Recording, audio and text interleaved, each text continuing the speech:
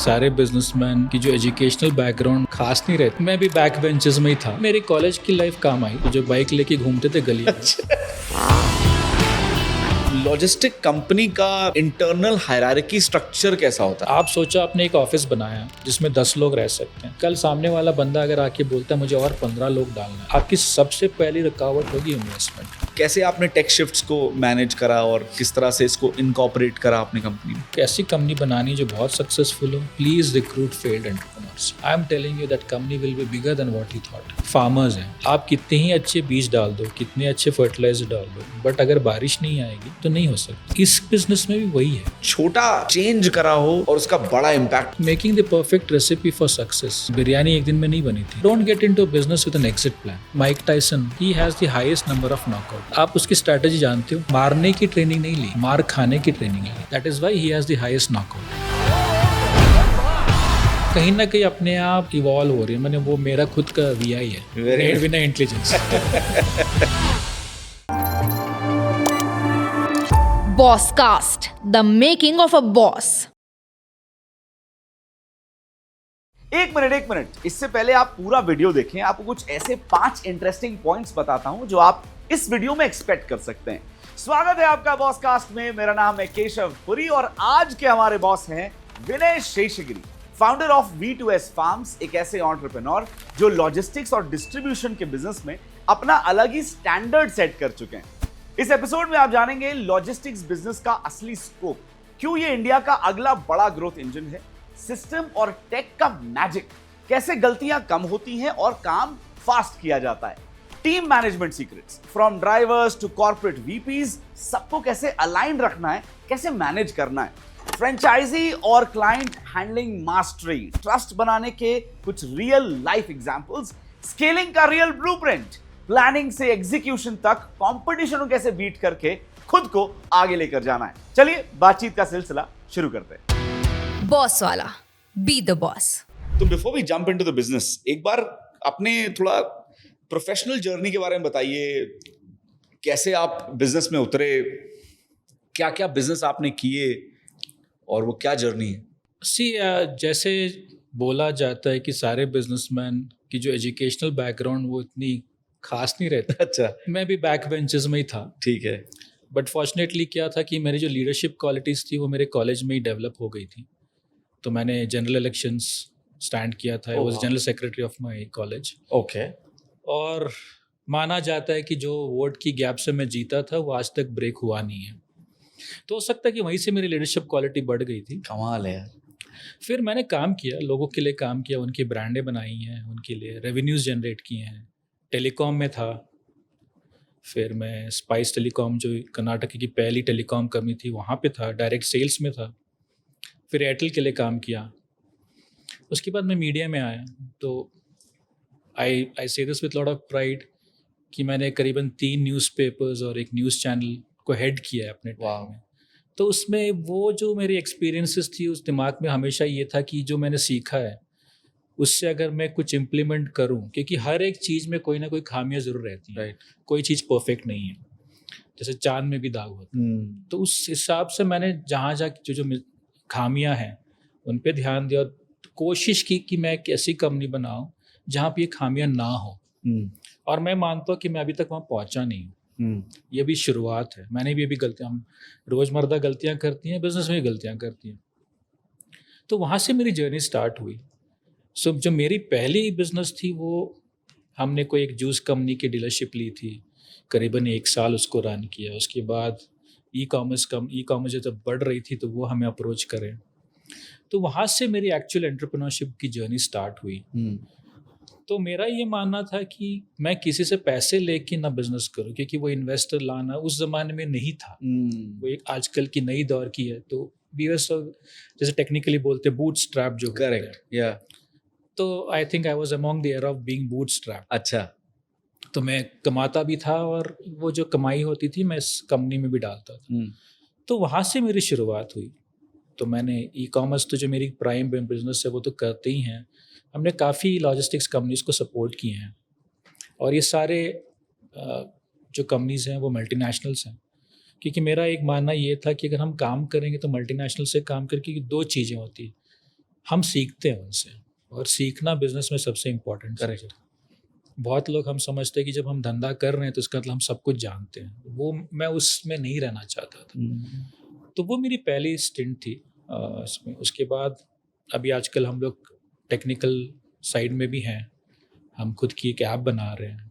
उसके बाद हम कुछ 25 से 30 हॉस्पिटल्स हैं जो यूएस में, उनको हम सपोर्ट करते हैं यहाँ पे, तो उनकी सारा जो बैकएंड का काम है।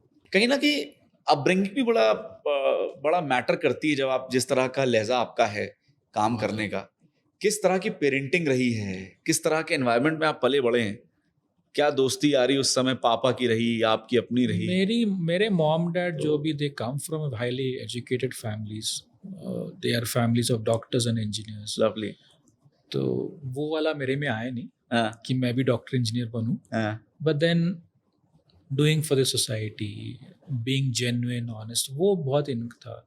And then respecting people was very important for my dad. लोगों को रिस्पेक्ट करना, वो किसी भी ओहदे के लोग। इनफैक्ट मैं आपको ये ज़रूर बताना चाहूँगा कि एक बार ऐसे हुआ था कि जब मैं मीडिया में था और मैं बेंगलोर में रहता था, हुबली गया था मैं, तो मैं जिस तरह से लोगों से बात कर रहा था, तो शाम को पापा मेरे को बोले कि तुमसे कुछ बात करना है, और वो कभी बोलते नहीं ऐसे कि, बट देन वो मेरे को एक रिस्पेक्ट दे रहे कि भाई बेटा बिजी है, तो मैं उसको पहले ही बोल दूँ कि मेरे लिए थोड़ा टाइम निकाल। मैंने उस वहाँ से चालू था उनका। तो मैंने बोला ठीक है पापा, तो कितने बजे बात है? तू जब भी आएगा तभी बात करेंगे। तो गए, तो बोले कि देखो कुछ बोलना है। बोलूँ? अगेन रिस्पेक्ट, हाँ बोलिए। अगर आपके पापा आके बोलेंगे बोलो, तो आपके पास तो कोई ऑप्शन नहीं, नहीं मत बोलो तो नहीं बोलोगे। करेक्ट। तो बोले कि तेरे को मीडिया से निकलना चाहिए अभी। तो मैंने बोला, अजीब लगा मेरे को कि पापा ऐसे क्यों बोल रहे हैं। तो बोला पापा इतना यहाँ तक पहुँच चुका है, इतना नाम कमा लिया, लोग जानते हैं, सब जानते हैं, अब क्यों बोल रहे हो, अब छोड़। वो जो पावर का नशा तेरे सर पे मेरे को दिख रहा है। क्या बात है यार, सिर्फ एक पापा ही कह सकते हैं। हाँ, तो मैं अभी जब बोलता तो थोड़ा इमोशनल लगता है मेरे को, बट आई थिंक वो अगर नहीं बोलते उस टाइम और मैं उस पर अगर नहीं सोचता, तो हो सकता है कि मैं एक्चुअली बर्बादी हो चुका होता, या मैं ये कंपनी नहीं बनाता, या मैं जो इतने सारे चीज़ें कर रहा हूँ नहीं कर पाता। तो मुझे ये बताया था उन्होंने कि अब तुम उतरो यहाँ से, क्योंकि वहाँ से अगर तुम गिरोगे ना, तुम नहीं उठ पाओगे। और उनके बोलने के लगभग 5-6 महीने में मैं मीडिया से निकल आया। It's not that I did it by design, but I think I manifested it, और मैं निकला वहाँ से मीडिया से। कॉर्पोरेट ने क्या सिखाया आपको? कॉर्पोरेट एक process, second delegation, and third thing is owning up your failures. Owning up your failures. I always say, if you do a good job, it is your credit.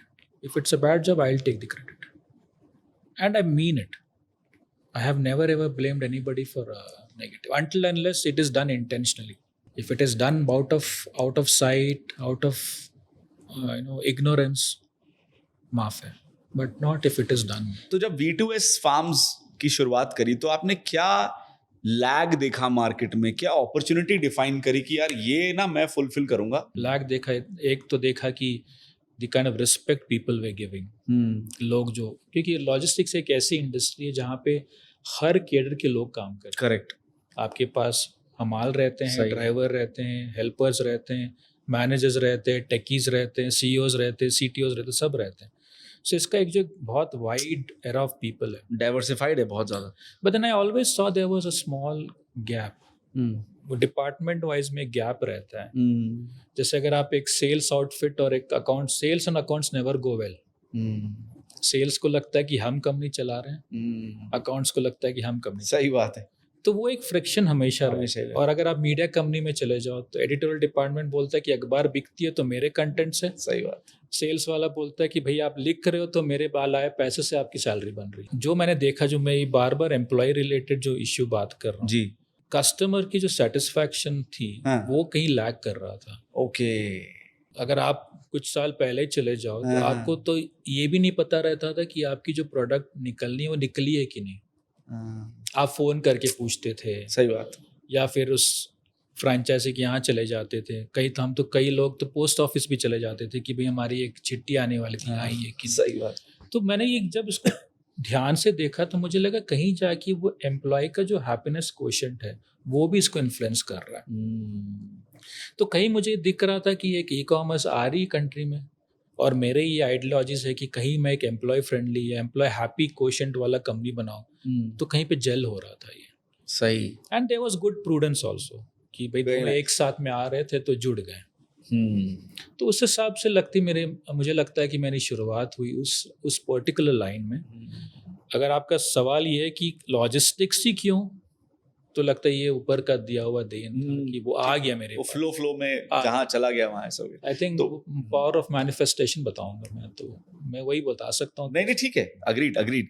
तो ठीक है, मतलब आपने ये नोटिस किया है कस्टमर सेटिस्फाइड नहीं है और कहीं ना कहीं एम्प्लॉयज अगर खुश हैं तो फिर वो डिलीवरी सब चीजें ठीक से होंगी और customer at the end of the day खुश ही रहेगा। ई कॉमर्स का जिक्र किया आपने, तो पहला ई कॉमर्स कैसे क्रैक हुआ, पहली डील कैसे क्रैक हुई? मेरे पहली जो ई कॉमर्स का डील क्रैक किया था रात को 4 बजे। अच्छा, अरे क्या बात है। और मुझे अभी याद है बैंगलोर में आप सोए नहीं थे रात भर या सो के उठे थे तब? नहीं, मैं उनको कन्विंस कर रहा था कि मैं आपके लिए कर सकता हूँ, और वो कन्विंस करते करते सुबह 4 बजे। ओहो। क्योंकि मेरी बैकग्राउंड तो थी नहीं लॉजिस्टिक्स हाँ। जैसे आपने बोला कि आपने टेलीकॉम किया है, तो मेरे पीछे टेलीकॉम मीडिया था। बिल्कुल। अब मीडिया वाला क्या लॉजिस्टिक्स करेगा, तो वो कन्विंस करने में मुझे टाइम लग गया। अच्छा। सुबह 4 बजे, और 8 बजे अगले दिन सुबह उसी दिन मेरी बोर्ड मीटिंग थी। हाँ। जो मैं एक मीडिया कंपनी में काम कर, उनकी board meeting where I had to present on the numbers for sales. तो लगभग सोया ही नहीं मैं। तो क्या एक दो चीजें आपके काम आई, आपकी बातों में आपने क्या वो 2-3 चीजें रखी जिसमें अगले वाले को, ई कॉम को भी लगा कि हाँ यार ये विनय कर लेगा भाई, कोई टेंशन नहीं है? सबसे इम्पोर्टेंट ये था कि मेरी जो नॉलेज थी ग्राउंड की, वो जो मैंने मीडिया में एक्वायर किया था, तो वो सबसे फ़ायदेमंद था। दूसरी बात, the commitment towards expressing the commitment. Commitment एक ऐसी चीज़, प्रॉमिसिंग दैट कमिटमेंट। हाँ। प्रॉमिस और कमिटमेंट जो ऐसी चीज़, उसकी जो औकात है वो तभी पता चलती जब हो जाती है। करेक्ट। पहले तो मैं और आप कहानी बना रहे हैं। बिल्कुल। तो वो कन्विक्शन से बात करना मेरे फ़ायदेमंद में था। और दूसरी ये कि जो मेरी जो बैकग्राउंड थी, जहाँ पे मैंने डायरेक्ट सेल्स किया था, that was one of the main thing which I think was able to convince them. Nice. क्योंकि यू आर गोइंग आउट, आप ग्राउंड लेवल पे जा रहे हो, कस्टमर के घर घुस रहे हो, और सेंसस जो करते हैं वो भी अगर घर जाता है तो उसको परमिशन लेना पड़ता है, बट जो पार्सल डिलीवरी करता है आपका परमिशन नहीं लेता। सही बात। तो यही फ़र्क है। सही बात। तो अगर मैं बोलूँ कि भाई मैं होम टू होम जाके सिम कार्ड बेच चुका हूँ, तो मुझे लगता है वो एक बहुत इंपॉर्टेंट चीज़ थी। उसने बहुत बड़ा रोल प्ले किया ये संभालने में। जैसे मैं आपको बता रहा था कि मैंने वो बोर्ड देखा है, dogs and salesman not allowed. हाँ, अरे यार वो बड़ी कमाल की बात है। और जब आप बता रहे थे मुझे जहन में आ रहा था यार बिल्कुल सच कह रहे हैं, ये हम सबने देखा है। आई एम श्योर जितने व्यूअर्स देख रहे हैं उन्होंने भी देखा होगा कि dogs and salesman not allowed. तो शुरुआत में तो छोटी सी टीम रही होगी, कोई जीरो टेम्पलेट्स नहीं है कुछ भी, तो तब आपने उसको कैसे मैनेज किया, कैसे ट्रेन करते थे? टीम छोटी थी क्योंकि हमारे लिए एक नया बिजनेस था। हाँ वही तो। और हमने अपना पैसा लगाया हुआ था, ये चलेगा नहीं चलेगा पता नहीं। और उस टाइम में ई कॉमर्स की जो बुनियाद थी उतनी स्ट्रांग थी नहीं। बराबर। क्योंकि India is a country where लोग प्रोडक्ट को खरीदने के पहले छूना चाहते हैं। तो मैं भी उतनी ज़्यादा कॉन्फिडेंट नहीं था, तो प्रॉब्ली मैंने भी थोड़े कम रिस्क, या मैं भी उतने ज़्यादा रिस्क नहीं लिए होंगे उस time. But then we were very clear about हमारे आइडियोलॉजीज की कैसे हम इसको बढ़ाएंगे। सो वी पिक्ड, मैंने लोगों को पिक किया जो मेरे विजन को शेयर करें। और विजन को शेयर करना बोलने में एक बहुत बड़ी स्टेटमेंट है, बट उतनी बड़ी है नहीं जितनी बड़ी स्टेटमेंट दिखती है वो। इट्स अबाउट बैठ के बताना कि तुम क्या करना चाह रहे हो, और सामने वाले से सवाल पूछो कि तुमको समझ में आए कि मैं क्या कर रहा हूँ या क्या करना चाह रहा हूँ। वो अगर समझ आ जाती है तो टीम आपकी छोटी हो या बड़ी हो, काम तो चलती है, काम चल जाता है। तो मैं भी अपने बैग में, थैले में पार्सल लेके गया हूँ डिलीवर करने के। अच्छा। कस्टमर से समझना कि भाई क्या गलतियाँ हम कर सकते हैं। हमें भी वो वाली dogs and salesman not allowed, तो वहाँ पे भी डिलीवरी ऑल्सो नॉट अलाउड वाले भी लोग मिले थे। तो वहाँ से हमने सीखा है। शुरुआती दिनों में कुछ इनोवेशन करा, कोई नया सिस्टम लगाया जिससे बड़ा बेनिफिट हुआ आपको? मैंने जो इनोवेशंस मैंने किए वो वर मोर HR रिलेटेड। अच्छा। मैंने ड्राइवर्स को अप्रिशिएट करना। अच्छा। मैंने उनके लिए एक सर्टिफिकेट्स बनाए हैं। हाँ। और वो सर्टिफिकेट्स भी जो बनाए मैंने, वो जो कॉमिक कैरेक्टर्स रहते हैं ना, सुपरमैन, हाँ, हाँ, हाँ। बैटमैन, उनके फ्रेम्स, उनका फोटो लगाया बेस्ड ऑन जो भी उन्होंने काम किया। नाइस।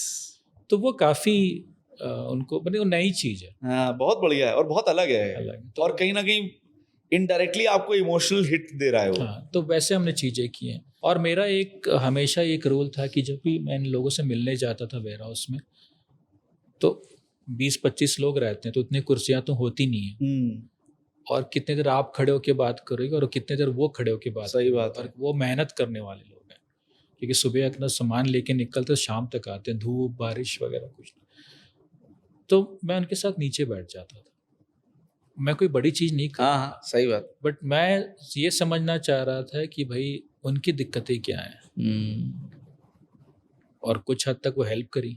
मेरे कंपनी में जो आजकल काम करते हैं वो लोग करीबन 8-9 साल से मेरे साथ हैं। हमने बहुत गंदी टाइम देखी है, क्या बात है। टाइम देखी जब हम सैलरी टाइम पे नहीं दे पा रहे थे। ऐसे टाइम भी जब मेरे खुद के एम्प्लॉयज़ आके मेरे को बोल के कि सर ये लो मेरे तरफ से 10,000 5,000, क्या बात कर रहे हो। अच्छा, 10,000 5,000 जो उन्होंने दे के गया कि सर आप बट आप काम मत बंद करो। काम मत बाम करो, जिनका सैलरी देना दो, आप मेरे को इस महीने मत दो, अगले महीने दे दो। इतना ट्रस्ट हो गया था। ट्रस्ट से ज़्यादा बॉन्डिंग, बॉन्डिंग हो गई थी यार। क्योंकि उनको दिख रहा था कि ये बंदा अपने फायदे के कारण से हमें सैलरी ना मिलने जैसे नहीं कर रहा, एक्चुअली कुछ दिक्कतें हैं और हम इतने साल से काम कर रहे हैं, तो क्यों नहीं हम सपोर्ट करें। Very nice. तो वीटीओस कल जाके बड़ी कंपनी बने या ना बने, बट हमने बहुत अच्छे रिश्ते बनाए, बहुत अच्छे दोस्त बनाए और बहुत सारे वेल विशर्स बनाए। तो अगर मुझे लॉजिस्टिक्स में घुसना है, मुझे कोई आइडिया नहीं है, कुछ भी नॉलेज नहीं है, कितना कैपिटल चाहिए, कितनी जगह चाहिए, कितना नेटवर्क चाहिए उसको स्टार्ट करने के लिए? देखो, लॉजिस्टिक्स एक ऐसा बिजनेस है आज की तारीख में, मैं अपने टाइम का नहीं बोल, हाँ नहीं, आज के प्रेजेंट टाइम में 2025। आज के टाइम में क्या है कि it's a product which everybody knows, सबकी डिमांड है जी सबको घर में चीज़ें चाहिए। जी। तो वो डिपेंड करता है कि आपकी क्या स्केल है। अगर आप छोटी मात्रा में करना चाह रहे हो तो आपके लाख रुपए भी काफ़ी हैं, अच्छा लाख से ज़्यादा नहीं चाहिए, अच्छा। क्योंकि लॉजिस्टिक्स ऐसा बिजनेस है जिसमें your majority of the investment is on man power. Infrastructure जो रहता है वो एक ऐसी जगह है जो सिर्फ कुछ हद तक और कुछ टाइम तक आपकी जो माल जो आती है प्रोडक्ट्स उसको स्टोर करती है, गॉट इट। बाकी बाहर निकलता है। तो आपका बिगेस्ट इन्वेस्टमेंट मैन पावर पे है। आप कैसे लोगों को चूज करते हो, कैसे लोगों से काम करवाते हो और कैसे लोगों को रिटेन करते हो, क्योंकि इस बिजनेस में retention of man power is very important, because ये सारा टाइम बाउंड है। करेक्ट। आप अगर किसी एक बंदे को नया ला के प्रोसेस सिखाओगे, उसको प्रोसेस सीख के करते करते उसको टाइम लग जाएगा, बिल्कुल। तब तक आपका कस्टमर सफ़र करेगा। तो मेरा जवाब आपके सवाल के लिए, इसमें इन्वेस्टमेंट ज़्यादा नहीं है, लाख रुपए में भी कर सकते हो, बट हाँ सबसे ज़्यादा इन्वेस्टमेंट है मैन पावर पे। तो कुछ ऐसा शुरुआती कुछ प्लान रहता है कि कुछ किया था आपने कि मैं यही रूट पकड़ूंगा, ये मेरे लिए बेस्ट है, कुछ फायदेमंद है रेवेन्यू के लिए? नहीं, वो तो रूट तो आपकी केशव कैसे बनती है कि आपके पास जो पार्सल्स आती हैं उसको जब आप सेग्रीगेट करते हो तो उसी पे आपका रूट ऑटोमेटिकली बनता है। क्योंकि तब क्या थे, पार्सल्स कम थे तो हमारे पास टाइम बहुत मिलता था डिलीवरी, और उस टाइम में वो वाला प्रेशर नहीं था कि इतने टाइम में करना ही है। Correct. But as technology grow, वो रूटिंग होता है, मैपिंग होता है, तो टेक्नोलॉजी खुद ही बता देता है कि आपको कौन सा पार्सल कब देना है, किसको देना, क्या रूट लेना है। वो मेरे लिए बहुत इंपॉर्टेंट है। क्या बात। अच्छा विनय, हम ये देखते हैं कि लॉजिस्टिक्स में जो लोग काम करते हैं, जो छोटे लेवल पे एक तरह से कहा जाता है मार्केट में, सैलरी 20,000 22,000 25,000 30,000 होती है, और उनके लिए 1,000 2,000 का जंप भी बहुत बड़ा जंप होता है। बिल्कुल। आज विनय 20,000 रुपए दे रहे हैं, केशव आता है, भाई मैं 22,000 रुपए दे रहा हूँ, मेरे पास आ जाए। वो कहेगा ठीक है, हाँ छोड़ो यार, 22,000 मिल रहे हैं। तो ऐसे में रिटेन करना एम्प्लॉयज को कितना टफ है और आप उसको कैसे हैंडल करते हो? बेसिकली अगर आप अपने एम्प्लॉयज को रिटेन करना चाह रहे हो तो एक तो है कि उनको जो इन्फॉर्मेशन चाहिए या उनको जो सुनने वाला है वो रहे। और हम भी एम्प्लॉय रह चुके हैं, हो सकता है आप भी किसी टाइम में बिल्कुल रहे हैं। बिल्कुल। अगर कोई एम्प्लॉय लड़ता है, मेरा मानना ये है कि वो इसलिए लड़ रहा है कि उसको उस कंपनी में रहना है। उसको अगर नहीं रहना तो वो लड़ेगा नहीं, अपना चला जाए। और एक एग्जांपल मैं हमेशा ये देता हूं, अगर कोई कस्टमर आपकी दुकान में आके तोल मोल करता है, वो इसलिए करता है क्योंकि उसको प्रोडक्ट चाहिए। क्या बात है। तो ये दो सही चीज़ें है। अगर हम समझ लेते हैं तो हमें कस्टमर की बात सुननी है कि भाई क्या चाहिए। हाँ बोलो या ना बोलो वो आपकी डिपेंड, क्योंकि आपका आपका बिजनेस है, आपने 10 रुपए में खरीदा, अगर वो ठीक। 6 में तो आप नहीं दे सकते। ठीक बात है। बट अगर आप सुनते हो, सुनना बहुत जरूरी है। नहीं सुनते हो तो अब आजकल क्या होता है, कोई एम्प्लॉय आके बोलते हैं मेरी ये दिक्कत है, हाँ आगे बोलो, हाँ, उसको इग्नोर कर देता है आदमी। वो नहीं होना चाहिए। और ये अगर हम समझ लेते हैं, क्योंकि आज बहुत सारे कंपनीज आज की तारीख में वो एक सेल बनाते हैं जहाँ पे आप आके बोल सकते हो। मैं एक ऐसे जानता हूँ जहाँ पे मेरी एक कंपनी में सारे टॉप मैनेजमेंट को एक जगह में लाया जाता था। करेक्ट। 3 दिन तक आप एक दूसरे को गाली गलौज कर सकते हो, हाँ। बट कंडीशन ये है कि चौथा दिन, जो 3 दिन गाली गलौज किया वहीं रहेगा, अच्छा। चौथा दिन इसके बारे में बात नहीं करोगे। अच्छा। और ये आज मैं जहाँ तक जानता हूँ आज तक भी होता है उस कंपनी में। ओके। सो बेसिकली क्या होता है, डिफरेंसेस बिटवीन पीपल, एम्प्लॉय हो एम्प्लॉयर हो, बिल्कुल ठीक है। वो तभी आता है जब एक दूसरे से कम्युनिकेट बता नहीं पा रहे हैं। तो एक उनको एक फोरम दो जहाँ पे वो लोग खुल के बात करें।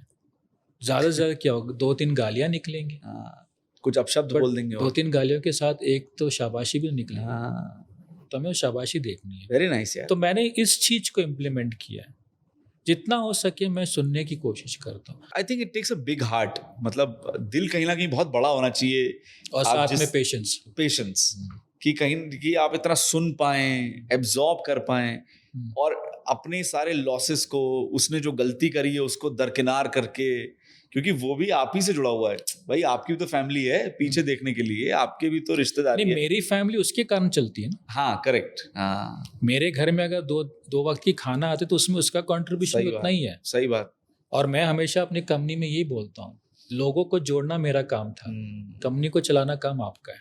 सही बात है। And I believe in it, I always make it a point, मेरे सारे मीट तुम लोगों को साथ में लाना मेरा काम था, कंपनी तुम लोग चलाओगे। तो डेलीगेशन कैसे करते हो, मतलब कहाँ पर आपको लगता है लेट गो कर देना चाहिए, कहाँ पर आपको लगता है नहीं थोड़ा माइक्रो मैनेजमेंट, क्या कैसे करते हो आप? मैंने अपने from my day I have started working in Keshav, I have always delegated work. अच्छा। हमेशा मेरा एक फिलोसॉफी है, और मेरा अपने एम्प्लॉयज़ या अपने कलीग्स को यही है कि तुम अच्छा काम करो या ना करो, गलती ज़रूर करना। अच्छा, गलती जरूर करना, ये नहीं कि गलती मत करना, ये नहीं है। गलती ज़रूर करना। अच्छा। तुम अगर गलती करोगे, मैं हूँ तुमको बचाने के लिए। आप मेरे साथ जितने भी लोगों ने काम किया, अगर पूछो, हर मीटिंग में उनसे ये बोलता कि तुम जब गलती करना बंद करोगे उस दिन तुम मेरे नज़र से गिर जाओगे। अरे यार कमाल हो गया, वेरी नाइस। उस गलती में मैंने बहुत लोगों को अपने आप को अपलिफ्ट करते हुए देखा है।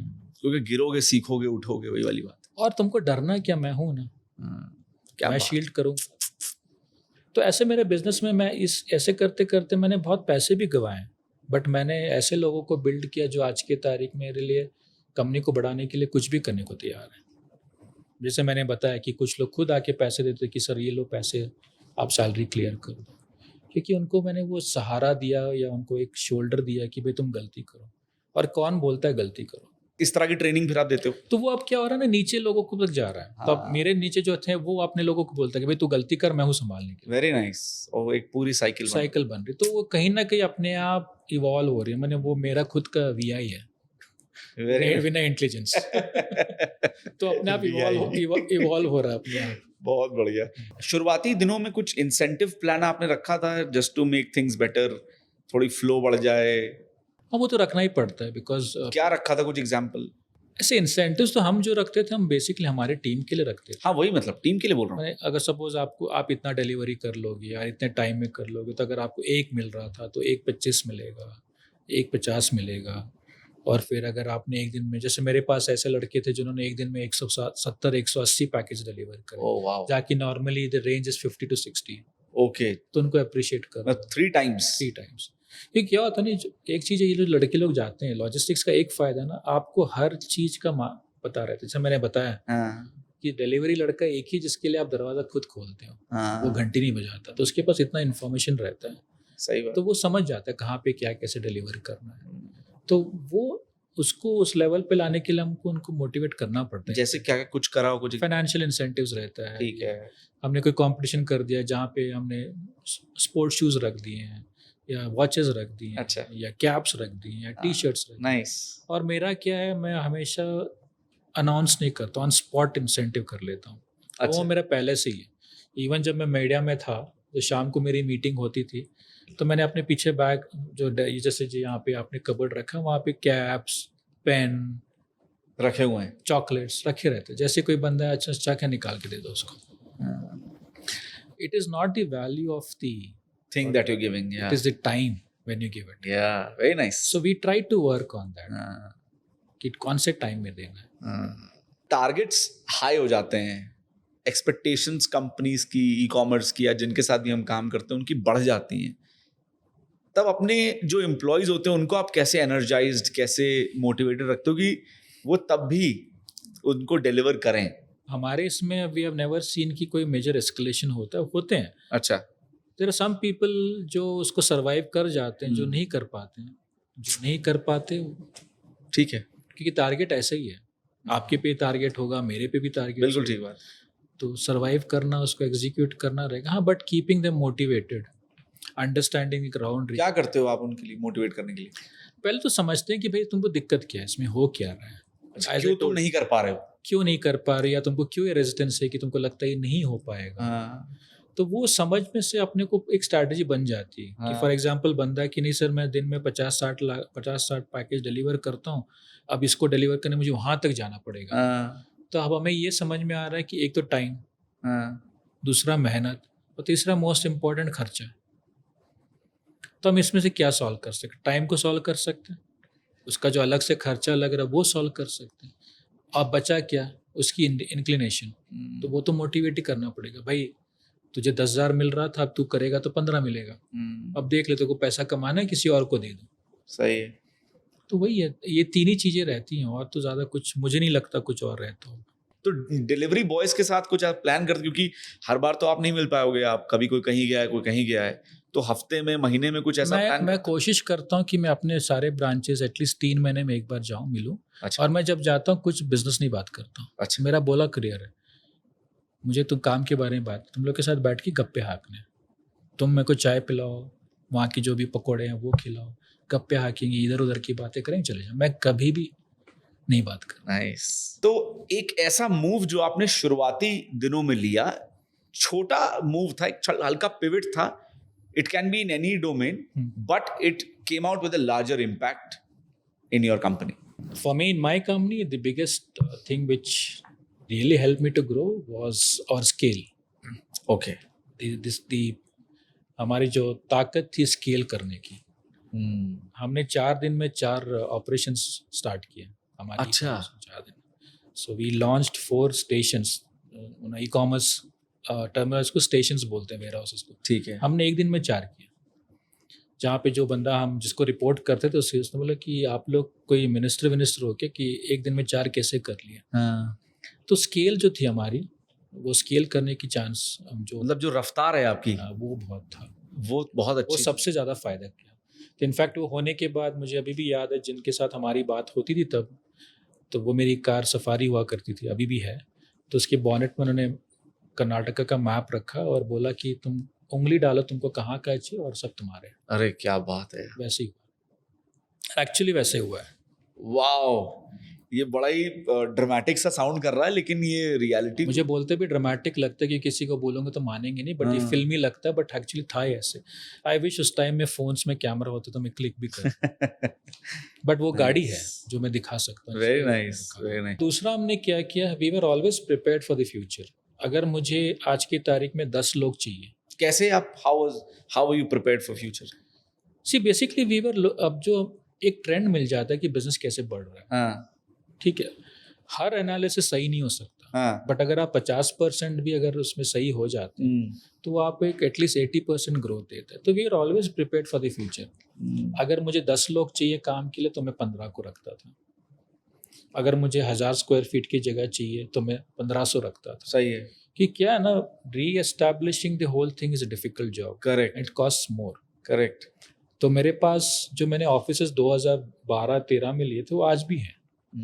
वही अगर मैं ऑफिस छोड़ के नया लेता तो आज जो मैं रेंट्स पे करता हूँ तो उसका 100 गुना ज़्यादा होता। सच में यार। अरे बट अभी काम Who inspired you in this? Like ये तो इंस्पिरेशन तो नहीं ली थी, मैंने खुद एक बार कैलकुलेशन किया था अच्छा कि जिस दिन मैं अपने अकाउंट्स वाले के साथ बैठ के रेंटल एग्रीमेंट्स देख रहा तो मेरे को दिख गया था कि 5 से 10% बढ़ने वाला है। हाँ, तो मैंने एक छोटा मैथ किया, इतनी हिसाब तो कोई भी पनवाड़ी भी कर ले, पनवाड़ी सही। तो और ज़्यादा अच्छा तो उस हिसाब से मैंने किया। तो we always try to prepare ourselves.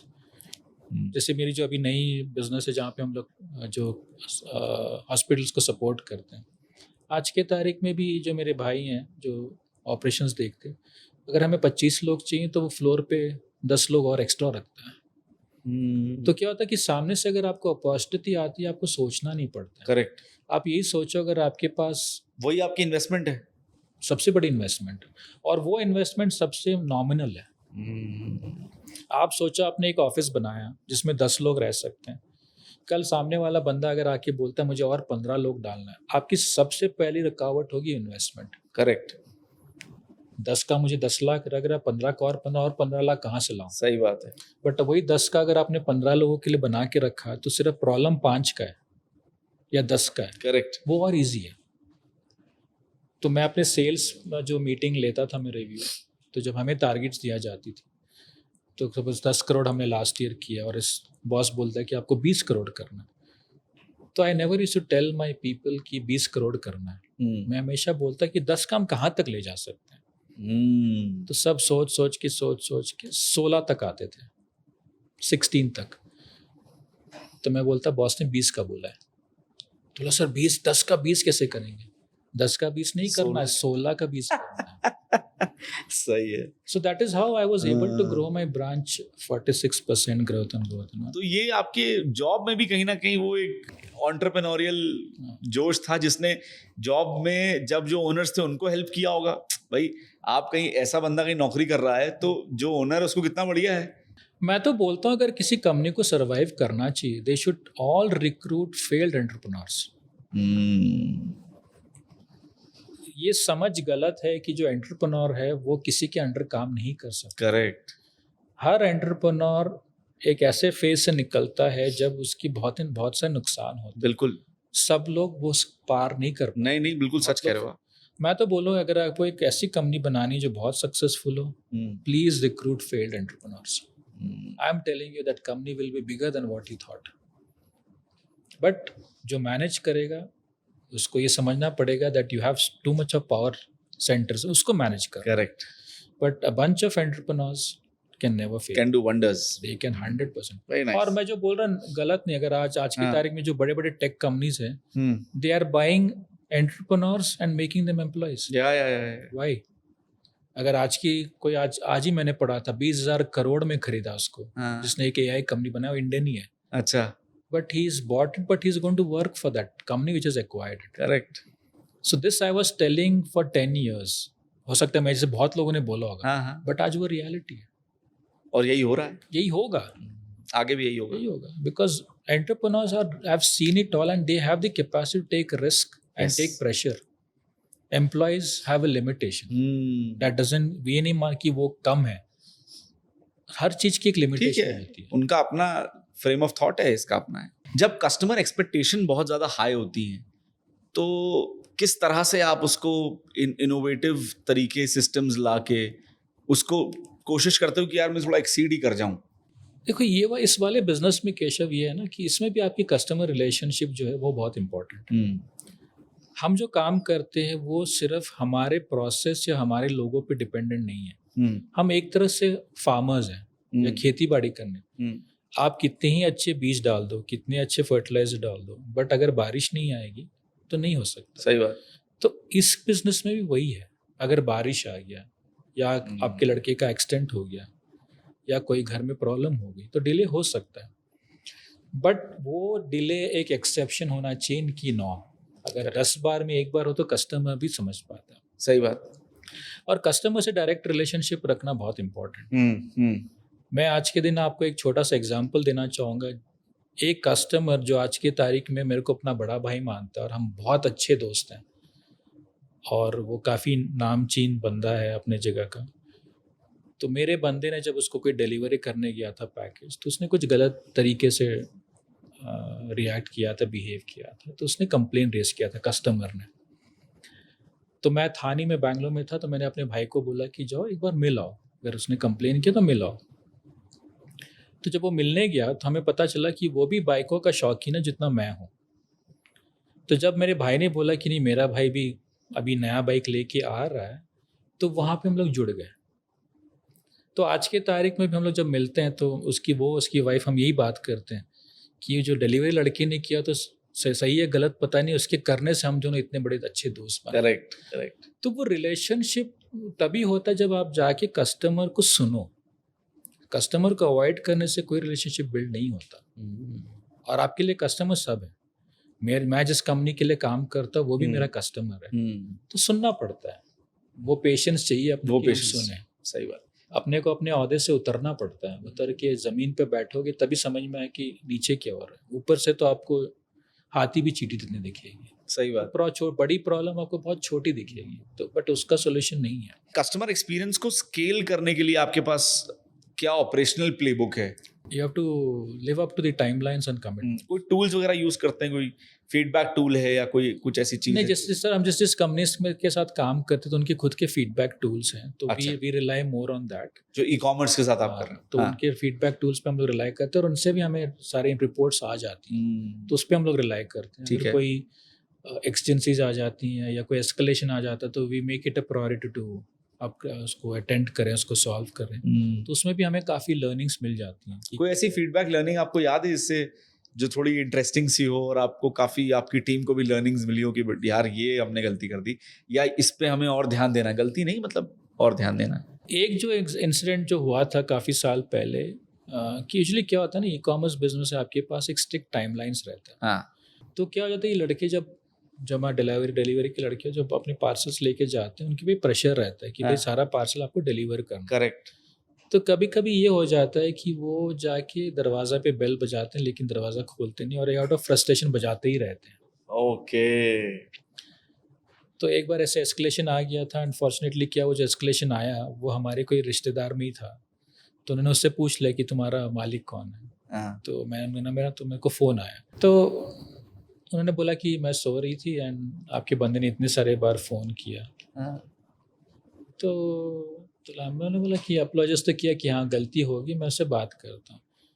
पर उन्होंने ये बोला कि जो घंटी बजा रहा था उसके बाजू में एक विंडो था और मैंने तुम्हारे पार्सल के पैसे दे दिए हैं और तुम्हारा बंदा रोज मेरे पास आता है, ऐसा नहीं कि वो मेरे को नहीं जानता। अच्छा। जब उसने पैसे दिए हुए हैं और मैं 1 घंटे में दरवाज़ा खोलने वाली अगर नहीं खोल रही, तो उसमें अगर इतना दिमाग होता कि वो पार्सल विंडो में डाल भी देता तो हो जाता। तो ऐसी चीज़ों से हम सीखते हैं। तो अब हमारे इसमें रूल ऐसे भी, ई कॉमर्स वाले रूल्स ऐसे रहते हैं कि आपको घंटी बजाना नहीं है ना, सब तो रूल्स रहते हैं, बट वो हमारी लर्निंग तब से सीख आ गई ना कि वजह से।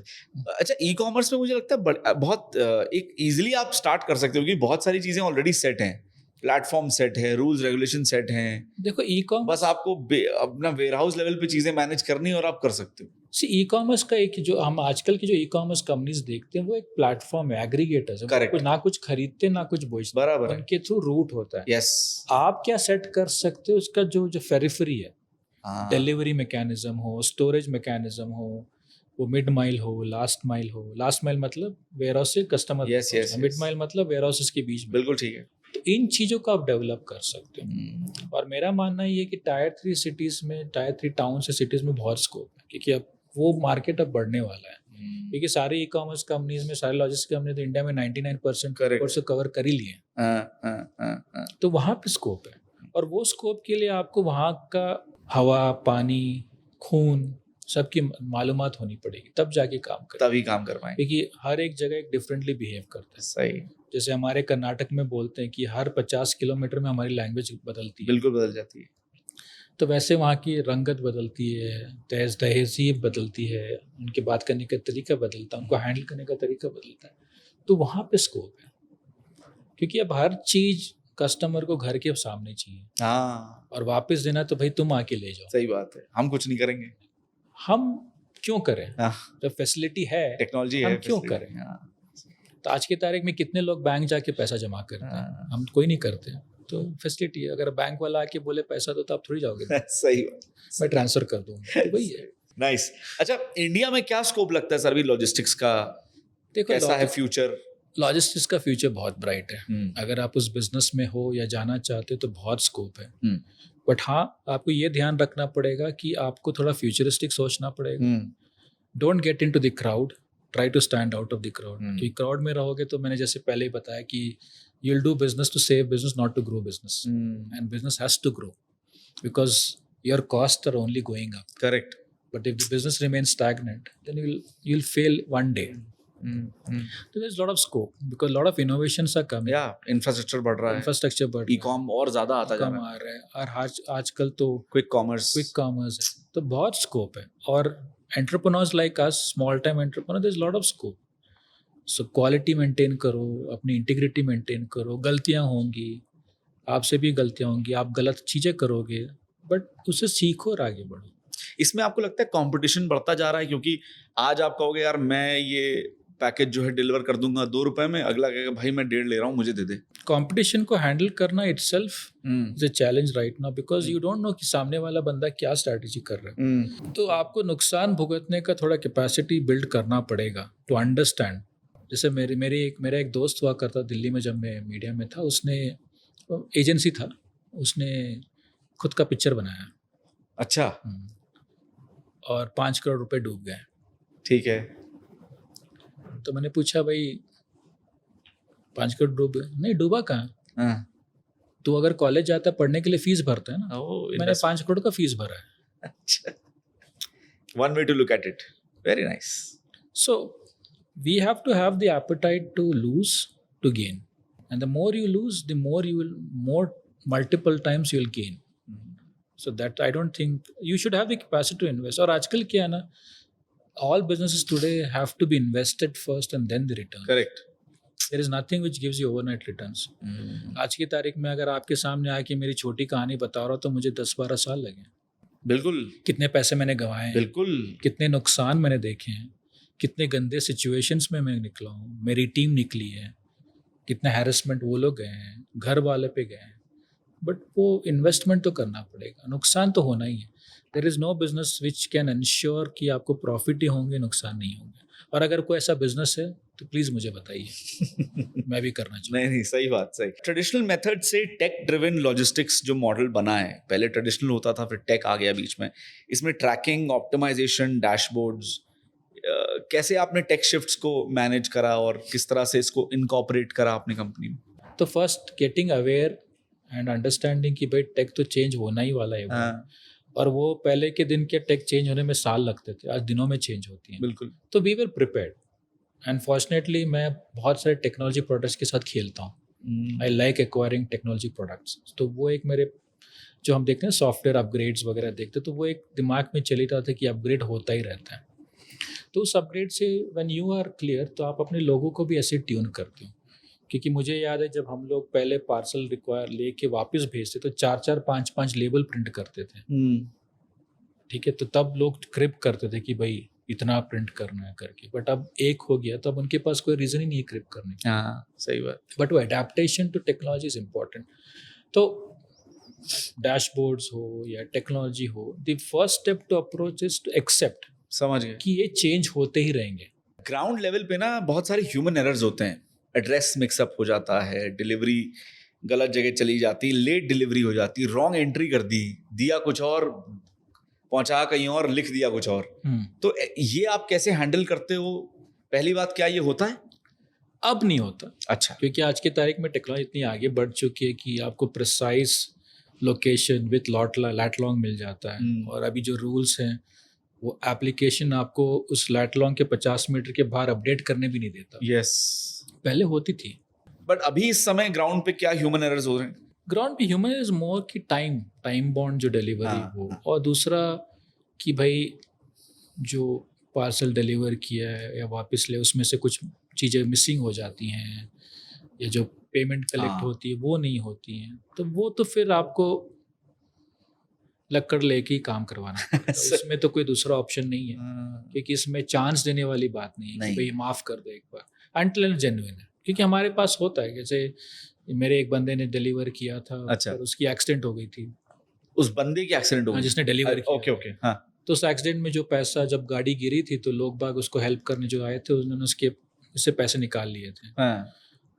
तो एक बहुत ट्रिकी सिचुएशन बन जाता है कि आप कौन सा साइड लो। सही बात, कि भाई किसको सच मानो, एक्सीडेंट हुआ, उसको चोट लगी, उसको इम्पोर्टेंस दो या पैसे को इम्पोर्टेंस दो। तो हम पहले इसको इम्पोर्टेंस देते कि उस बंदे को क्या हो, ठीक तो है, क्योंकि पैसा बाद में देख लेंगे।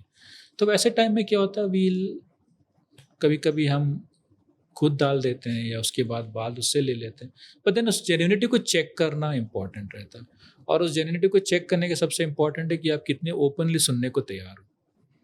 अगर आप बोलोगे तुम गिर गया तो मेरा क्या हो गया, मेरे को तो पैसे चाहिए, वो भी ऐसे सिचुएशंस होते हैं। मैं ये नहीं बोलना चाहूँ कि ऐसे सिचुएशंस हो नहीं होते और हम नहीं करते, होते हैं। बट देन पिकिंग दैट कि भाई ये है और ये इस कारण से वो इम्पोर्टेंट है। सही। तो ये सब जो चीज़ें हैं वो इम्पोर्टेंट होती हैं समझना। And again it goes back to my old statement कि आपको सुनने की पेशेंस होनी चाहिए, और जब तक नहीं सुनोगे आपको सही गलत नहीं पता चलेगा।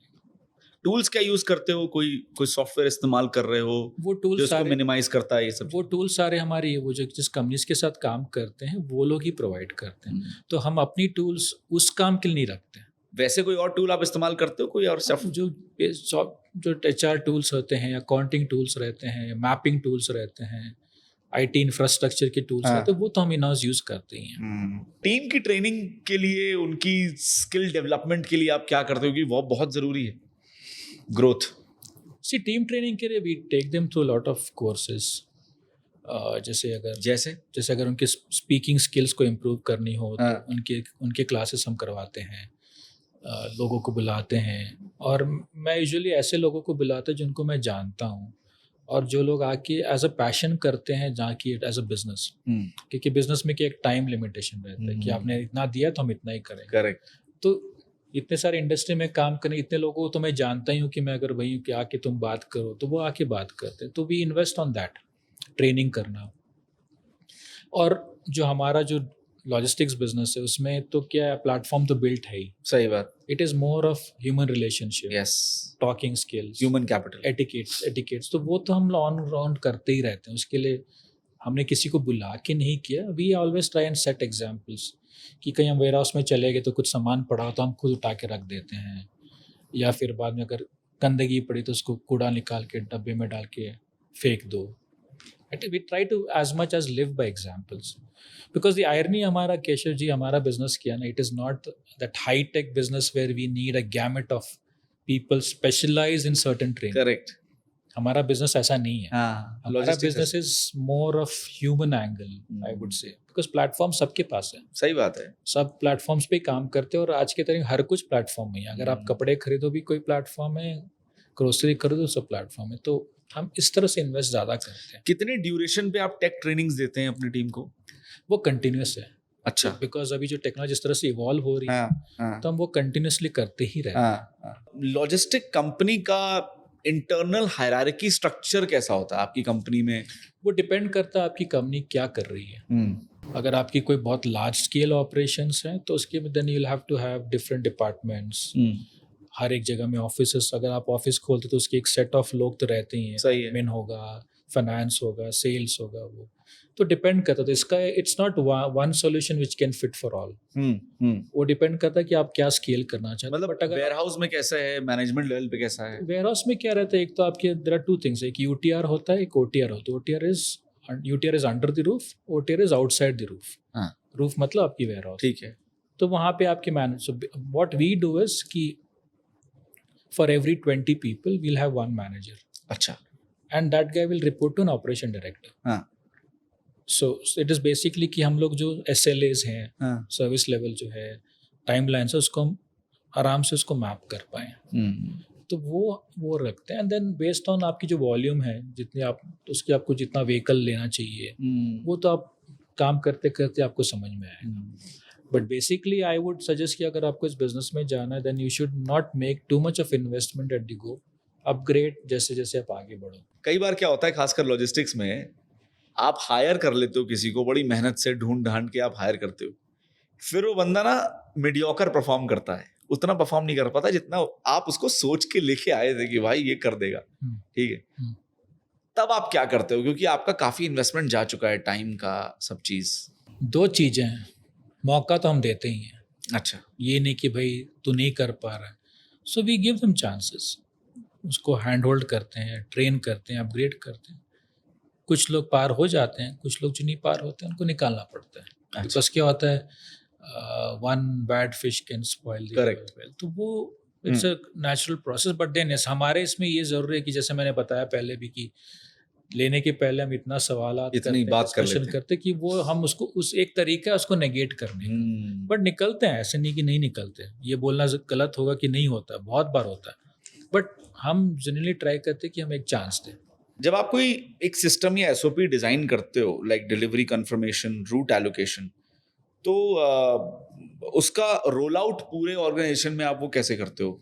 एक तो पहले एक ट्रेनिंग होती है, हाँ पहले तो एक डॉक्यूमेंट जाता है जिसमें वो लोग देखते हैं, पढ़ते हैं। हाँ उसके साथ आजकल वीडियो भी बनते हैं, जहाँ पे कोई एनिमेटेड वीडियो जहाँ पे लोग बताते हैं कि क्या हो रहा है। राइट। और since we all operate in different geographies, उसके लैंग्वेजेस भी अलग होते हैं। हाँ तो उसके बाद उनसे कंफर्मेशन भी लिया जाता है कि तुम समझो, and then they are put an observation कि वो लोग सही कर रहे हैं कि नहीं। ठीक है। तो जब तक वो सही नहीं करते तब तक टिंकरिंग का काम चलते ही रहता है। ठीक है। वंस इट इज पॉलिश्ड हो, कुछ रेजिस्टेंस आता है कि नहीं? बहुत आता है कि क्या ना, ये जो काम लॉजिस्टिक्स का काम है वो एक तरह से बहुत लेबोरियस हुआ है। हाँ राइट। इसमें काम बहुत है, तो हर एक बंदा यही चाहेगा कि अपना काम कैसे कम करे, क्योंकि बाहर उठाते हैं, बिल्कुल, धूप में जाते बड़ी हैं, मेहनत है, मशक्कत।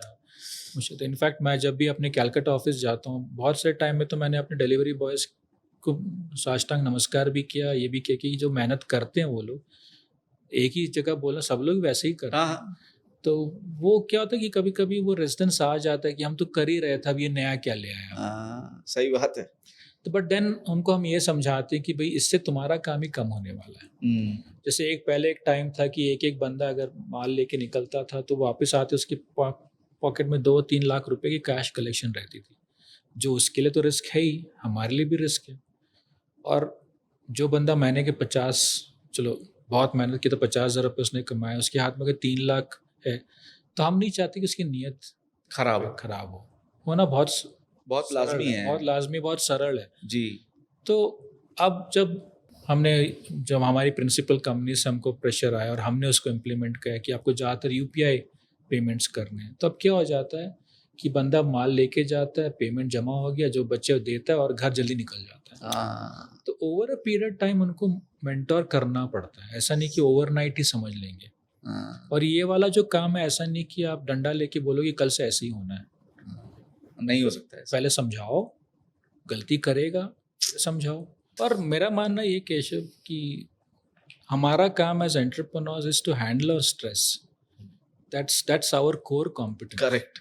अगर आप स्ट्रेस को नहीं हैंडल कर पाओगे तो यू कांट थिंक स्ट्रेट, गलत कर दोगे। बिल्कुल। तो मैं तो मानता हूँ कि कुछ ऐसा करो कि आपकी स्ट्रेस हैंडल हो जाए, या आप लोग एक अलग तरीके हैं। कुछ लोग वॉकिंग करते हैं, जॉगिंग करते हैं, खेलते हैं, म्यूजिक सुनते हैं, कुछ लोग पीते हैं, कुछ लोग स्मोक करते हैं, उनका तरीका है, सही गलत की कोई नहीं। बट उसको मैनेज करना सबसे इम्पोर्टेंट है, क्योंकि if you are at stress you can't take एक सही डिसीजन हो या सही रास्ता लेना मुश्किल हो जाता है। अच्छा, नुकसान से एक क्वेश्चन मेरे दिमाग में आ रहा है, कभी कोई आपके लाइफ में ऐसा कोई दिन आया हो जब मैन पावर एकदम कोलैप्स कर गई हो, या बिजनेस एकदम जो है डिलीवरी सारी रुक गई और एकदम सब स्टॉप हो गया हो?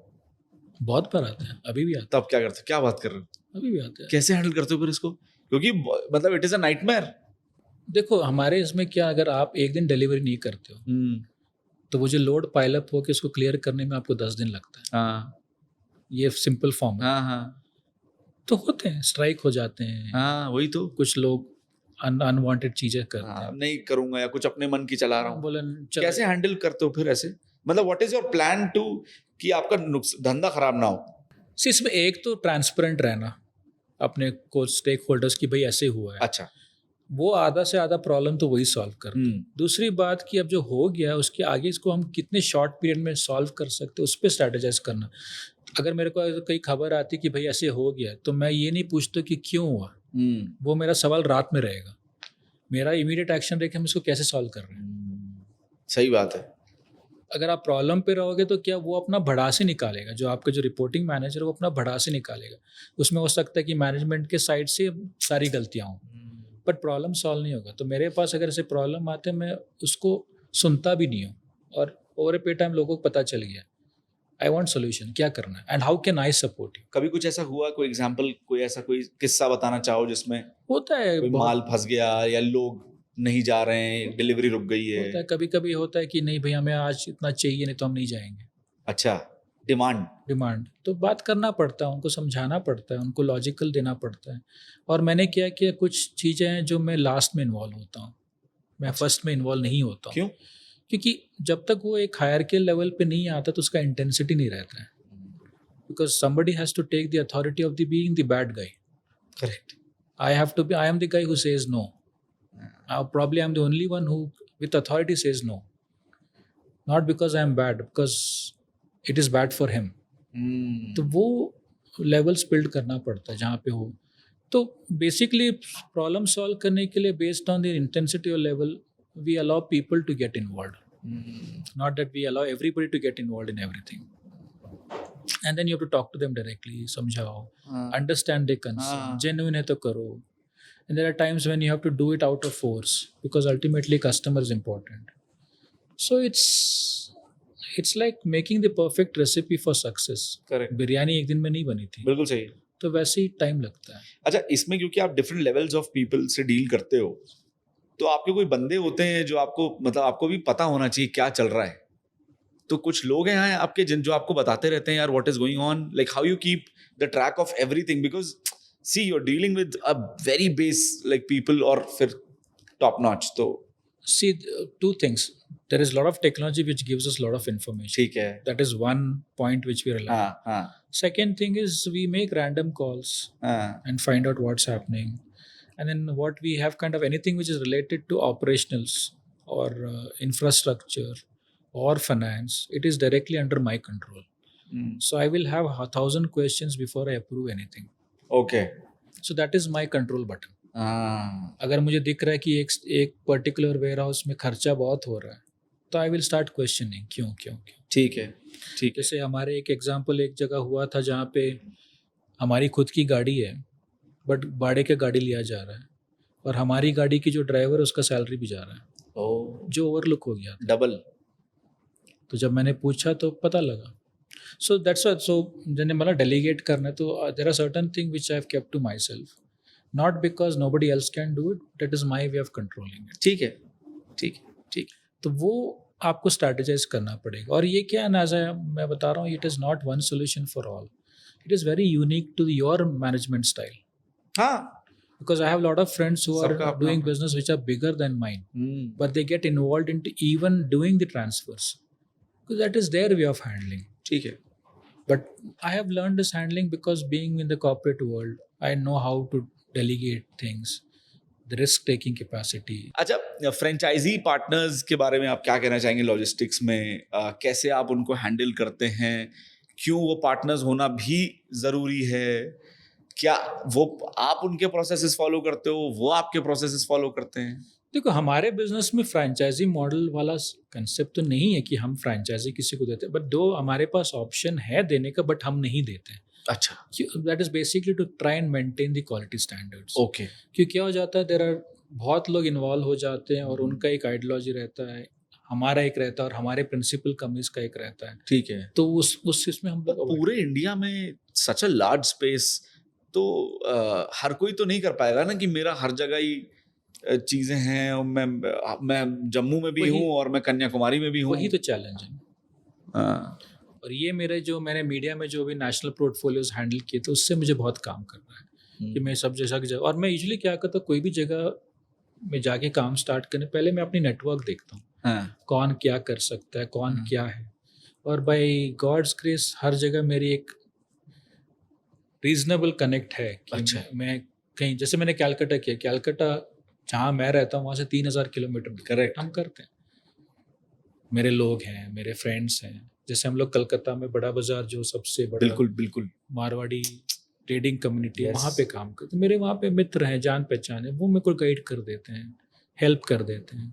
बट वो रिलेशन रखना पड़ता है, नेटवर्क रखना पड़ता पर सबका तो नहीं होता ना, तो कहीं ना कहीं तो फ्रेंचाइजी लेनी, मतलब उसमें जाना ही पड़ेगा आपको फ्रेंचाइजी पार्टनर के लिए। है। मेरी रिलेशनशिप पे तो हो सकता है मेरी काम थोड़ी ईजी हो, हाँ जिनके नहीं हो तो ऐसे नहीं कि मेरे हर जगह रिलेशन। हाँ हाँ सही है। कुछ जगह पे हमने जहाँ स्टार्ट किया मेरी कोई रिलेशनशिप नहीं, वहाँ जाके लोगों से पहचान बनाओ, मिलो, पता लगाओ कौन क्या है। मतलब आपका कहना है कि अपना ही आप फ्रेंचाइजी ना लेके इस तरह से जाएं, खुद नेटवर्क बना के करेंगे तो वो आपकी क्वालिटी मेंटेन करेगा और लॉन्गर टाइम में आपको ही बेनिफिट देगा। और क्योंकि वही आपकी इक्विटी है ना। हाँ कल अगर जाके अगर आप किसी क्लाइंट को एक्वायर करना चाह रहे हो, हाँ। या कोई क्लाइंट आपको एक्वायर करना चाह रहा है, हाँ, तो यही उसकी बेसिस है। सही है। क्योंकि people want a complete ready model, ये नहीं कि सब स्कैटर्ड हो and all that stuff. Strategy को टाइम बाय टाइम इवॉल्व करना पड़ता है, बहुत राइट? बहुत तो कुछ आप ऐसे इंस्टेंसेस शेयर कर सकते हैं जहां पर आपने स्ट्रैटेजी को इवॉल्व किया हो और वो काम आ गई हो आपके? ऐसे हमारे जो रोज के मर्दा में काम में तो कोई ना कोई नई स्ट्रैटेजी आते ही रहते हैं, जहाँ पे हमको इवॉल्व करना पड़ता है, चेंज करना पड़ता है। और हमारे जो बिजनेस में उसमें काफ़ी डिपार्टमेंट्स होते हैं, काफ़ी तरह के लोग होते हैं जो काम कर, जो मैं बता ही रहा था। तो strategies basically is based on a particular region. Correct. ये क्यों हुआ? फॉर एग्जांपल अगर हमको लग रहा है कि हमारे जो ट्रांसपोर्टेशन कॉस्ट बहुत बढ़ रहा है, तो how do you find an alternate? So या तो अपनी गाड़ी लगाओ, हाँ या ऐसे बहुत सारे गाड़ियाँ होती हैं जो उसी रूट पे जाती रहती हैं, और वो भी कुछ काफ़ी इंपॉर्टेंट माल ही लेके जाते हैं और उनका एक ट्रस्ट बैठा हो, तो आप उनके साथ बात कर लो कि भाई मैं अपना माल तुम में डालूं, बट मेरा बंदा वहाँ पे कलेक्ट कर लेगा। ठीक है। तो उससे आपकी जो स्ट्रैटेजी, वो आपकी कॉस्ट कम होती है। लॉजिस्टिक्स एक ऐसा है ना, और हम जिस बिजनेस में है, that is suppose to be the biggest cost for any e commerce company. हमेशा एक रहता है कि इसको कैसे कम किया जाए, तो हमें भी सोचना पड़ता है कि हम कैसे कम करें, बट एट द टाइम कि हम अपने जो टाइमलाइंस है उसको एडियर करें, सेफ्टी को एडियर करें, तो हम करते, तो बहुत सारे ऐसे करते रहते हैं हम लोग कि भाई किसी की गाड़ी जा रही है तो उसमें भेज दिया, दूध की गाड़ी जा रही है तो उससे बात करके डाल दिया। तो वो स्पॉट पे वहीं पे इनोवेट करते रहना पड़ता है। तो ये जो आपकी जो सवाल है स्ट्रैटेजीज का, वो स्ट्रैटेजी हमारे बिजनेस में ऑन द स्पॉट ही चलता रहता है। अच्छा, ऐसा तो जुगाड़ मतलब बेसिकली तुरंत बैठाना कि यार अब इसको कैसे करें। लेकिन कई बार ऐसा होता है ना, आप अपनी you go back to your books, जब अपने अकाउंट्स पे आते हो देखते हो अरे यार ये ज़्यादा खर्चा हो रहा है, इंटरनली यहाँ पे पैसा जा रहा है ज़्यादा, या है ना, या वो OTR जो आप बोल रहे थे कि भाई वेयर हाउस के अंदर वेयर हाउस के बाहर दो अलग अलग दुनिया एक तरह से देखी जाए तो, मतलब catering to one thing only. तो वहाँ पर आप कैसे स्ट्रैटेजीज, क्योंकि अलग होंगी, वेयर हाउस के अंदर वेयर हाउस के बाहर अलग होंगी। जब कोई नया प्रोसेस स्टार्ट होता है तब आपको लोग ज़्यादा चाहिए होते हैं, और जब प्रोसेस इस्टेब्लिश हो जाता है तो उतने लोग नहीं चाहिए होते। तो हम क्या करते हैं कि प्रोसेस समझने के लिए बहुत लोग नहीं लेते, ताकि हमको बात, हमारा एक फंड है, मैं हमेशा बोलता हूँ तुमको कंपनी में ले आने का काम मेरा है, ठीक है, तुमको कंपनी में रखने का काम भी मेरा है। हाँ, I have to find more and more reasons for you to stay back with me and not leave me. तो हम लोग क्या करते हैं कि वो एक मिक्स रखते हैं कि भाई इसके लिए इतना ही चाहिए, और अगर कल एस्टैब्लिश हो भी जाता है तो इसका कोई सर्वाइवल प्लान हो, ऐसा नहीं कि लोगों को लिया नहीं। पर हर किसी के लिए कौन रखता है सर्वाइवल प्लान? मतलब ये थोड़ा सा थोड़ा ये, हाँ, मैं मानता हूँ कि ये थोड़ा डिफिकल्ट है, बट हम कोशिश जरूर करते हैं, और as of now we been successful. अच्छा, क्योंकि आप चैरिटी नहीं कर रहे ना, आप तो बिजनेस कर रहे हो।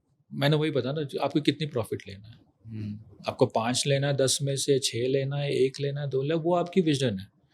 मेरा विजन है कि मुझे 5 लेना और लंबा खेलना है। किसी का होगा कि मुझे 10 नहीं, मुझे 12 चाहिए, मुझे छोटा खेलना है, वो उनका खुद का विजन है। इसमें सही गलत वाली बात होती है। ठीक है, लेकिन कई बार देखा जाता है कि प्रॉफिट के चक्कर में लोग क्वालिटी पे, इनोवेशन पे थोड़ा ध्यान नहीं देते हैं, और थोड़ा कॉस्ट कटिंग कर लो कि मुझे ना इतना % प्रॉफिट तो चाहिए, अब नहीं आ रहा है तो या तो कॉस्ट कटिंग करूंगा, क्वालिटी गिराऊंगा, लेकिन प्रॉफिट पे कॉम्प्रोमाइज नहीं करूंगा। See Keshav, the bottom line for any business is profit.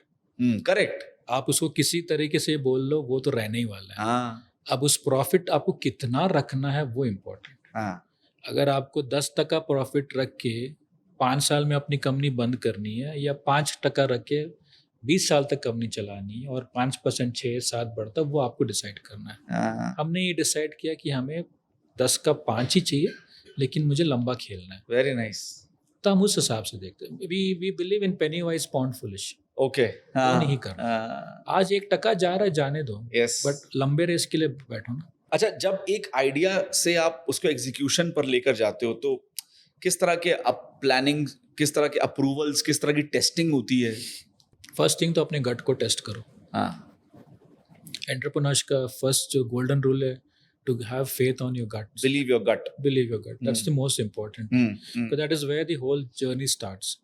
उसके बाद आप किस बिजनेस पे जा रहे हो, उसका जो मार्केट साइज क्या है, उसके कॉम्पिटिटर्स कौन है, क्या चल रहा है, उसके बारे में पढ़ो। फ्यूचर मैं हमेशा यही बोलता हूँ कि आज की तारीख में ऐसे कोई बिजनेस में इन्वेस्ट करो जिसकी लाइफ या जिसकी जो वैल्यू है 3-4 साल बाद निकले। क्योंकि अगर आज की तारीख में कोई बिजनेस रेलेवेंट है, तुम्हारे से 1000 लोग कर रहे हैं। बिल्कुल सही बात। 1000 लोग कर रहे हैं। हाँ। तो क्या हो जाता है, आप you are doing business to save business, you are not doing business to grow business. धंधा बचाने के लिए आप धंधा कर रहे हो, बिल्कुल धंधा ठीक। बढ़ाने के लिए नहीं कर रहे हो। बहुत बढ़िया तो बात। मैं यही बोलता हूँ हमेशा अपने आप को और हमारी टीम को कि तुम ऐसे धंधे में इन्वेस्ट करो जिसका आगे फ्यूचर हो सकता है। आज तुम्हारे लिए एक इन्वेस्टमेंट हो, बट बहुत कम लोग हैं जो वो कर रहे हैं। तो आगे जाके क्योंकि पहले क्या था, हमारे जो पिछले थे वो अगर एक बिजनेस करते तो 40 साल, 50 साल, 100 साल तक टिकते थे। आजकल वो टाइम नहीं टिकते। आज अगर एक बिजनेस जो आप एक पर्टिकुलर वर्टिकल अगर 5-6 साल टिक जाए तो बहुत बड़ी बात हो जाती है। तो उसको अगर आपको नेगेट करना तो you have to invest and plan for something which where the number of people are less. जब मैंने ये बिजनेस में डाला था तो आई वाज कॉल्ड कि तू क्या कुरियर का काम करेगा क्या? सही बात। और मैं इतना ना समझ था कि जब जिस कंपनी के साथ मैं आज काम करता, जिनके साथ मेरी बात होती थी, उसने मुझे बताया था कि भाई तुम बोलो कितना चार्ज करोगे। और मैं जब नंबर डाल के भेजा था, वो आज की तारीख में लोग उसको देख के हंसते हैं कि पागल है कि इतना पैसा मांग रही है। तो वो बट वही बिजनेस आज की तारीख में इतना इम्पोर्टेंट है। ये नहीं कि मैंने सोचा था, बट मुझे एक गट फील था कि ये बढ़ेगा और बिलीव किया उसमें। बिलीव था करेगा, उसमें सारे फोकस की मेहनत की। जैसे कुछ फिल्मों में डायलॉग होते हैं ना, अगर कोई चीज़ शिद्दत से चाहो, तो वही वाला सीन यहाँ पे हो जाता है। तो मेरा मानना केशव जी, एंटरप्रेन्योरशिप जो है ना बहुत सिंपल है, बट किसी कारण से हमने उसको बहुत कॉम्प्लिकेटेड बना लिया है। हाँ, इसका मेजर आपकी सक्सेस फेलियर नहीं है। हर चीज़ जो आप भुगतते हो या करते हो उसका कोई ना कोई सक्सेस तो होता ही है। सही। बट इतना भी ज़्यादा कॉम्प्लिकेटेड नहीं है जितना आजकल हम लोग देख रहे हैं। और आपके तारीख में जो भी बिजनेसेस बहुत सक्सेसफुल हैं, बहुत सिंपल चीज़ें हैं, कोई बड़ी फंडा नहीं है। और जो बहुत बड़े फंडा में लाता है उनकी लॉन्जिटिविटी कम है, उनका फेलियर रेट भी बहुत ज़्यादा है। तो मेरा सिंसियर एडवाइस अपने लिए या लोगों जो सुन रहे हैं कि पहला तो अपने आप को सिंपल रखो, आपकी बिजनेस प्लान में सिंपल रखो, ग्राउंड रियलिटीज़ को देखो क्या है। जस्ट बिकॉज आपके सामने एक रेस्टोरेंट खुला है, वो पंजाबी भेज रहा है तो वो चल रहा है, उसके पास 100 लोग आ रहे हैं तो आपका भी चलेगा, वो 100 बटेंगे। सही बात। उसके बाद और एक आएगा, क्योंकि क्या मार्केट कवर हो चुका है, मार्केट बढ़ेगा नहीं जब तक बच्चे बड़े हो के, तब तक आप बूढ़े हो जाओगे। तो आपको ऐसा करना जो यूनिक है, और उसके लिए टाइम लगता है, और उसके लिए गट फीलिंग कि मेरी यूनिकनेस काम करेगा, वो आपको समझना पड़ेगा। I don't think there is any fun in replicating a business model and think that I am going to be successful. You might be, but short lived है, क्योंकि आपको सीख के कोई और बड़ा अच्छा करने वाला पैदा हो चुका है, बिल्कुल जैसे आप पैदा हुए थे। सही बात। तो please invest in businesses which probably has a future. जैसे मैंने आपसे जब मेरी पहली बात हो रही थी, मैंने बताया था कि लोहरी के टाइम में जो काउडंग जो बेचते हैं, आपने बताया था कि कौन जानता था कि इतना वो ई कॉमर्स पे कितना, कई लाखों का 50-60 लाख पीसेस बिकते हैं फॉरेन में, मतलब आउटसाइड इंडिया में। अच्छा, इंडिया में। हाँ। और अगर आप किसी खेत खलियान वाले उसको जाके पूछो कि भाई इतने बिक रहे, तो बोले क्या तुम लोग पैसा दे रहे हो, हमारे पास तो फ्री में पड़े, ले जाओ भाई, कितने पड़े। पर उसने डिमांड समझी ना, वहाँ नीड समझी और करा। बिकॉज दिल्ली जैसे शहर में या बॉम्बे जैसे शहर में आपको लोहरी मनानी, आप कहाँ ढूंढोगे, अखाड़ा खोजोगे? सही बात। कहाँ खोजोगे, और खोजोगे भी तो लेके कैसे आओगे? सही सही सही सही। तो हमारे यहाँ पे तो उसको दीवार पे लगाते हैं, जमीन पे लगाते हैं, सब करते हैं, उसको पूछते भी हैं। बिल्कुल ठीक बात। बट अगर आपको बोला जाए कि जाके उस अखाड़े से ले आओ प्लास्टिक में, आप नहीं लाओगे। नहीं लाएंगे। तो वो वाला सीन है। तो जिस बंदे ने भी इसके बारे में सोचा है तो उसने सोचा है ना, तो उसने ग्राउंड रियलिटीज देखा है। मैंने लोहरी जैसे एक फेस्टिवल के टाइम में यही बिकता है, यही चाहिए, वो समझा है। तो ये तो सिंपल है ना। उसने तो ये नहीं सोचा कि मैं कैसे ज़्यादा काउडंग बनाऊं, सही वो बना भी नहीं सकते आप। सही बात। तो वो मेरा बोलने का मतलब ये है। आपने ना बड़ी अच्छी बात कही थी कि लॉजिस्टिक्स में इनसाइडर माइंडसेट काम करता है, because you deal with a different strata of people. Correct. So, how do you do that? And how well you execute that? Like, what are your ways to execute that? See first thing is to understand कि वो करते क्या है। हाँ, अगर आपके पास एक truck का ड्राइवर है, वो करता क्या है, तो बेसिक करता क्या है, मतलब उसका दिनचर्या क्या है? दिनचर्या क्या है, अच्छा। कहाँ से आता है, हम्म। कहाँ जाता है, वो खाना कैसे खा रहा है, क्या नहीं कर रहा है, खाना लेके आता है। हाँ, क्योंकि आप बोलोगे खाने के बारे में सोच के क्या मतलब, हाँ, ऑब्वियसली। जैसे हम इस इंटरव्यू के पहले हम जब बैठे थे पॉडकास्ट के पहले, तो आप अपना खाना खुद ले आए थे। हाँ। मैं देख रहा था। तो अब जब आप खाना खुद ले आए, आपने करीबन अपना या कंपनी का करीबन आधा घंटा तो बचा होगा। ना आप बाहर गए, हाँ, ना आप लाइन पे खड़े हुए, ना आपने खाना लिया, उसको पैसे दिया, फिर वापस आए। सही बात। तो अगर मुझे दिख रहा है कि वो बंदा खाना खुद ला रहा है, तो मुझे इतना पक्का मालूम है कि वो कहीं काम करते करते खाना खाएगा। हाँ, तो मैं क्या यहाँ पे बोलने की कोशिश कर रहा हूँ कि हमको उस डेप्थ तक जाना पड़ेगा कि वो कैसे आता है, उसकी साइकोलॉजी समझनी पड़ेगी। कहाँ से आता है, हाँ। कितने दूर से आता है, क्या सही है। है। तो वो चीज़ आप एक बार समझ लो तो आपकी स्ट्रैटेजी अपने आप बन जाती है। जैसे अभी हमारी हम जैसे मैंने बोला, कुछ यूएस के हॉस्पिटल्स को हम लोग सपोर्ट करते हैं। तो हम क्या करते हैं, उनके लिए खाना लाते हैं, बट हम खाना नहीं लाते। We don't get them that full blown meal. हम टिटबिट्स लाते हैं कि कभी बर्गर ले आए। ये तो मेरे भाई का किया हुआ है, जब मैंने उससे सीखा है हाँ, कि कभी बर्गर मंगा दिया, कभी पकोड़े मंगा दिए, कभी ये।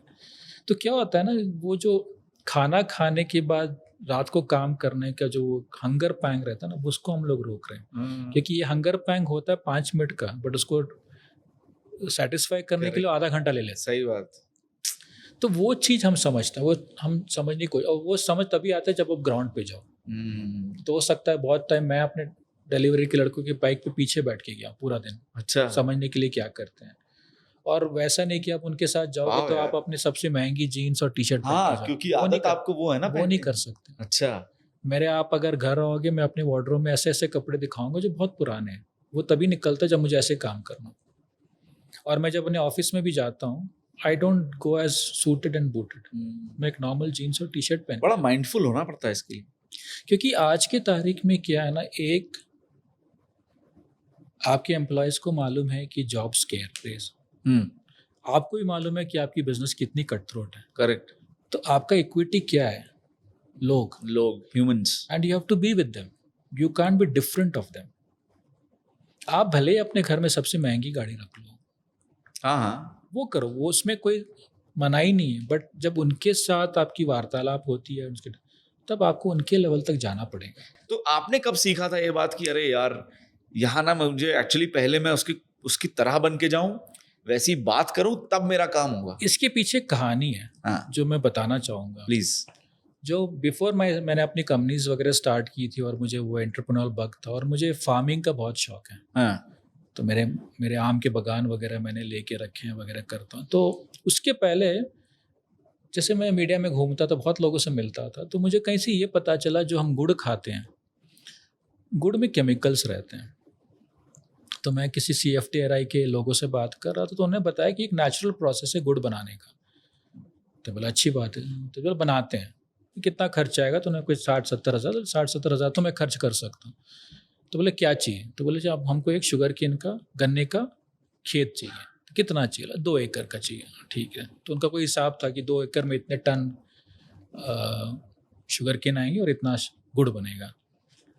तो हम गए एक गाँव में, तो जाके बातचीत की, और मैं अपने कॉर्पोरेट स्टाइल में लुई फिलिप का शर्ट, पैंट, शूज, बॉडीगार्ड से गॉगल्स पहन के उतर रहा हूँ। Very nice. तो बंदे सब मुझे ऊपर से नीचे देख रहे हैं। अब जब मैंने बोला कि मुझे तुम्हारी खेत चाहिए, मैं इतना तुमको पैसा दे रहा, तो वो मान गए। हाँ अब उनको ये नहीं पता था कि मैं वहाँ पे बन के गुड़ बनाने वाला हूँ। हाँ तो जब मैंने बोला ये 2 एकड़ मेरा है, मैं तुमको पैसा दिया है, तो मैं यहाँ पे कुछ काम करने वाला हूँ। हाँ तो बोला ठीक है, अब करो। मैं जिनको लेके गया था उस गांव के बड़े आदमी थे, तो उनके सामने उनकी बोली नहीं। ठीक है। हाँ तो जिस दिन गुड़ बनाने का आया, तो उस दिन भी मेरी यही है पोशाक।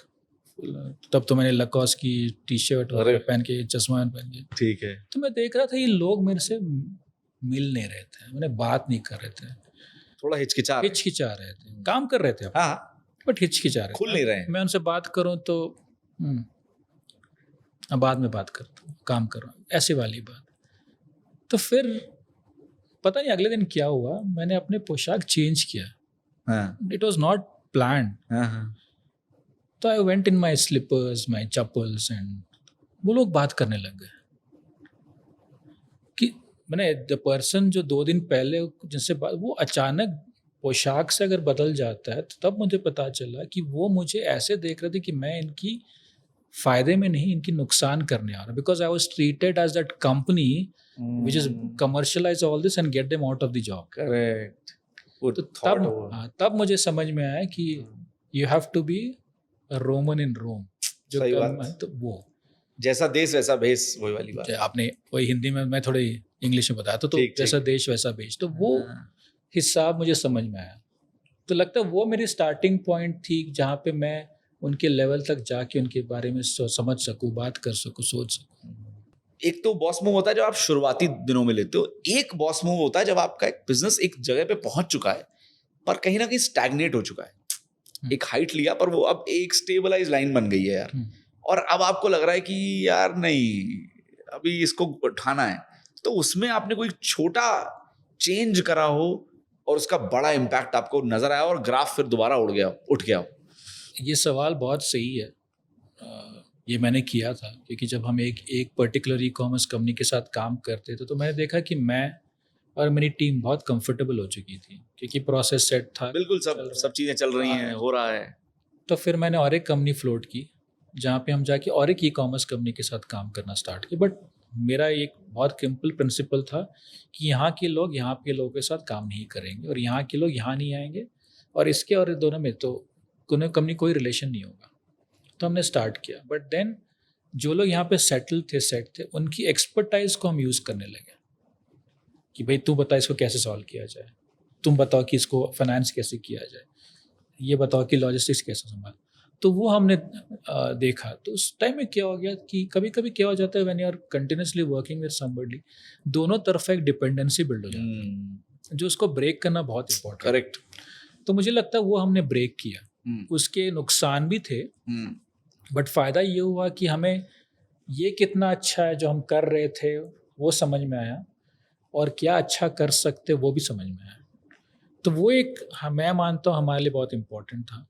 और दूसरा, जो लोगों को संभालते थे, इतने लोगों से हम काम करते थे, मुझे ये भी पता चला कि आजकल एम्प्लॉयज़, उनके प्रॉब्लम्स क्या हैं और उन पे क्या इफ़ेक्ट करता है, उनके स्ट्रेस लेवल्स क्या है। तो उससे हम अभी एक ऐप बना रहे हैं, अच्छा, बेसिकली उस फॉर्मेट को एड्रेस करेगा। ओके। क्योंकि आजकल की एनीथिंग रिलेटेड टू मेंटल, कि स्ट्रेस इज ऑल्सो मेंटल। आप अपना आपको अगर हार्ट अटैक होता है तो आप जाके किसी को बोल दो, कैंसर बोल, बट अगर आप किसी को जाके बोलोगे कि मैं साइकेट्रिस्ट से मिलने जा रहा हूँ, क्या कर रहा है भाई? तो हम एक ऐसे प्लेटफॉर्म बना रहे हैं जहाँ पे लोग खुद उस प्लेटफॉर्म में आएँ, अपनी जो मानसा है वो बताएं, उसको खुद ही एनालाइज करें, और वो एल्गोरिथम आपको एक ऐसी चीज़ें, एक्टिविटीज़ जो आप खुद कर सकते हैं वो देगा, और आप उसको मैप करते जाएं, और फिर आपको एक रिजल्ट आएगा। Nice. और वो रिजल्ट होने के बाद भी अगर आपकी प्रॉब्लम सॉल्व नहीं, तब जाके ही थेरेपिस्ट तक आप जा सकते हो।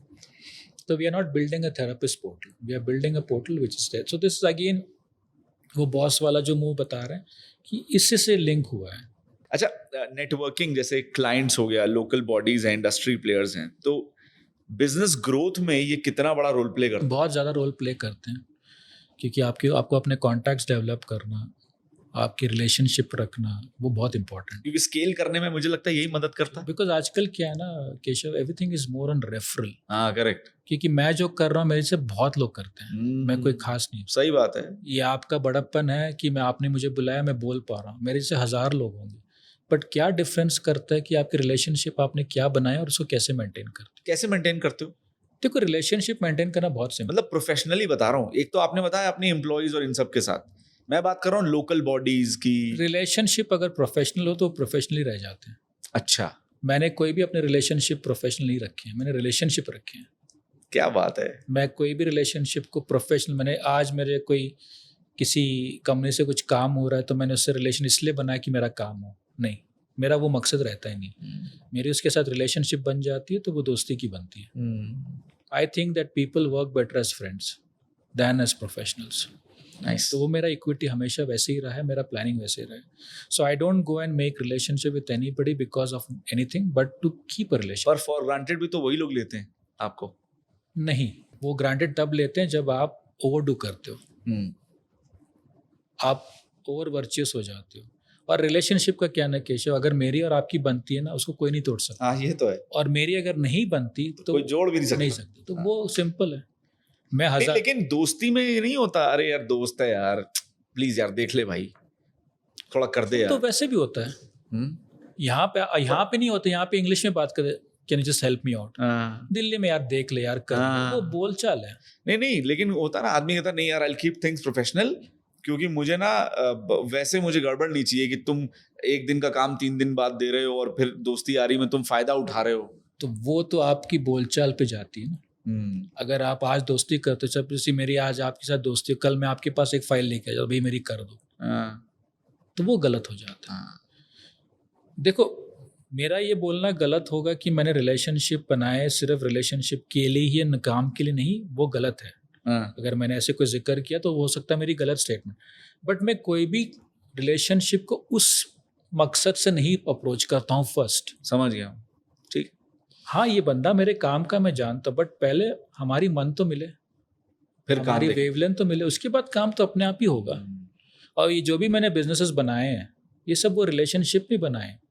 मैं कोई भी बिजनेस मैंने जाके नहीं मांगा है, उन्होंने खुद आके ऑफर किया है, भाई करोगे क्या। और ये सब जो लोग हैं जो मैं जिनको जानता, जैसे ये जो अमेजोन, जो भी मेरी ई कॉम का जो भी है, मेरे साथ मेरे जो एक कलीग काम करता था, वो एक ट्रैवल एजेंसी चलाता था, जिसमें कोई ई कॉमर्स कंपनी वाला आया था, उस गाड़ी में बैठा था। ये जब मिलने गया था, इसने उस ई कॉमर्स वाले ने बोला कि मुझे कोई बंदे चाहिए जो मेरा ये काम कर सके। उसने मुझे बताया। क्या बात है। और मैं जाके उनसे मिला और ऐसे बिजनेस शुरू हुआ ये।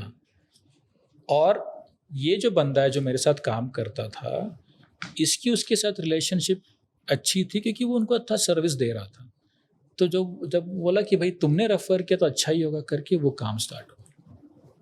तो आज की तारीख में जो बंदा मुझे मैं अभी भी फ़ोन करता हूँ या उसका फ़ोन आता है, बोले मैं जो भी हूँ तेरे लिए हूँ। वो बोलता है सर क्या बोल रहे हो, हम तो आपके पीछे ट्रेन, जो है सो है, उसमें छुपाने वाली, अगर वो नहीं होता तो नहीं होता। कोई अभी अगर बिजनेस शुरू करने जा रहा है, आपके पास आता है, विनय जी प्लीज मुझे कुछ 4-5 बातें बता दीजिए जो मैं एकदम अपने साथ रखूं कम व्हाट में, वो क्या होंगी?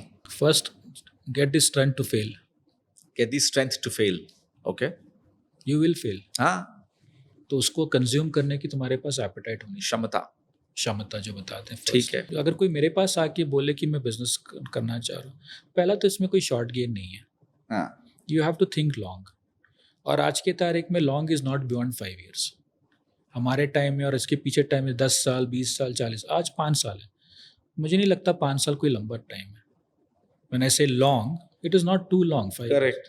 तो वो आपको विजन रखना चाहिए। एक दूसरा, don't get into business with an exit plan कि मैं बिल्ड करूंगा, वैल्यूएशन करूंगा और कल बेच के। ये बहुत लोग करते हैं कि पहले ही तैयार हैं यार, इतने में एग्जिट करके निकल जाएंगे, ये मेरा सूखा प्रॉफिट है। वो उनका फिलोसॉफी है, उनका तरीका है, गलत सही मैं नहीं बोलूँगा। अल्टीमेटली बिजनेस इज पर ठीक है, उनको पैसे कमा के निकलना है, गलत थोड़े ना है वो। जैसे मुझे अभी भी याद है, बट नुकसान क्या एग्जिट प्लान होने का?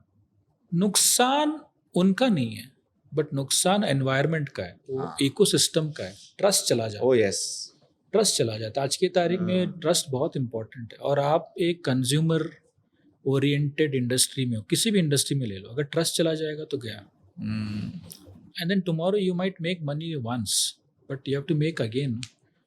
बिल्कुल सही। वो एग्जिट प्लान रखो, बट इतना इनकी नहीं मैं कल ही बेच दूंगा या परसों। 5 साल तो चलाओ। सही है। क्योंकि आप जब चला करते हो कंपनी तो आप एक विजन से आते हो, एक पैशन से आते हो, वो नहीं कर पाएगा। बिल्कुल ठीक। Tell me how many companies which have been bought by other companies have actually done as well as they were doing before? नहीं है, बहुत नहीं। कम एग्जांपल्स। करेक्ट। बिकॉज आपका एक विजन है, आपका एक गोल है, आपका एक इंटेंसिटी है, वो कम हो जाता है।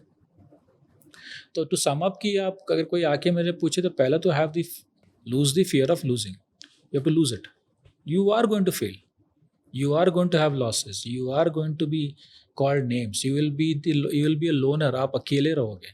जिस दिन सैलरी देने की जगह मैं कितने बार अपने गाड़ी में अकेले बैठा हूँ, कल सैलरी देने मेरे पास पैसे नहीं है, बट कहीं ना कहीं इससे कोई आके हेल्प करता है।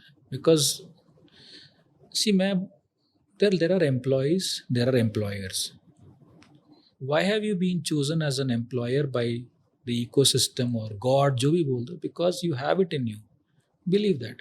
नहीं तो आप भी एम्प्लॉय रह सकते थे ना। सही बात।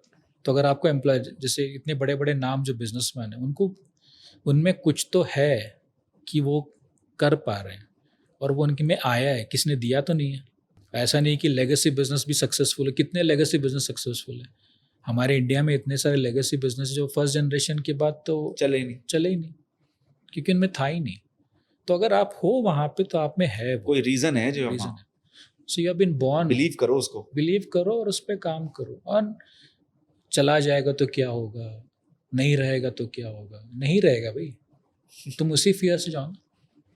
मेरे पास ये कल, मेरे पास आज 3-4 गाड़ियाँ, कल नहीं होंगी, मुझे कोई फ़र्क नहीं पड़ता। हो सकता है मैं आज वो लोग बोले हाँ तू वहाँ तक पहुँच गया इसलिए तू इतनी बड़ी बड़ी बातें कर, मुझे कभी नहीं था। मुझे लेने से मतलब था, खोने से मतलब नहीं था मुझे। बढ़िया। मैं हमेशा ऐसे ही हूँ। और कोई बात एंटरप्रेन्योर को जो अपना नियत साफ रखो, इंटेंशन साफ रखो, अपने तरफ, अपने कंपनी के तरफ, अपने लोगों के तरफ। गलतियाँ होंगी, तुमसे भी गलतियाँ होंगी, तुम कुछ चीज़ों को कमिट करोगे, नहीं कर पाओगे, बट उसको फेस करो, उसको फेस करके उसको उसके थ्रू निकलो, आ जाएगा। हमारे कंपनी बहुत टाइम्स हम सैलरी टाइम पे नहीं दे पाए, फाइनेंशियल प्रॉब्लम था, हमने गलतियाँ की, हमारे पेमेंट्स नहीं आए, बट हमारा इंटेंशन कभी ये नहीं था कि हम सैलरी नहीं दें, कभी नहीं था। देरी हुआ होगा बट दिया है, वो क्लियर था हमारे। हम घर बेचते हैं, जेवरात बेचते हैं, घर गाड़ियाँ बेचते हैं, कुछ भी, बट देंगे सही, बट नहीं देना वाला नहीं। So failure is something which I say you should exit less and enter more, अच्छा, because it makes you more and more stronger। ऐसा है ना, अगर आप मुझे मार रहे हो, कितने देर तक मारोगे? थकने तक ही तो मारोगे। सही। मैं एक सा एग्जांपल हमेशा देता हूँ अपनी टीम को। अगर आपने माइक टायसन के बारे में सुना है, he has the highest number of knockout. आप उसकी स्ट्रैटेजी जानते हो? आप जानते होगे, बट मैं बताना चाहता हूँ। उसने हमेशा मारने की ट्रेनिंग नहीं ली, मार खाने की ट्रेनिंग ली। अगर आप उसकी बॉक्सिंग मैच, वो हमेशा जितना हो सकता है बचता है, ओपोनेंट को थकाता है वो। That is why he has the highest knockout. मारने में और मार खाने में ताकत कम लगती है, खाने में कम लगती है, मारने में ज़्यादा लगती है। तो अपने आप को हमेशा फेंड करता है और एक शॉट सो ध्यान रखता है, और एक शॉट फिर जब थकने के बाद तो फिर आप भी तो अपना निकालोगे ना गार्ड, तो उसके सारे यहीं पे।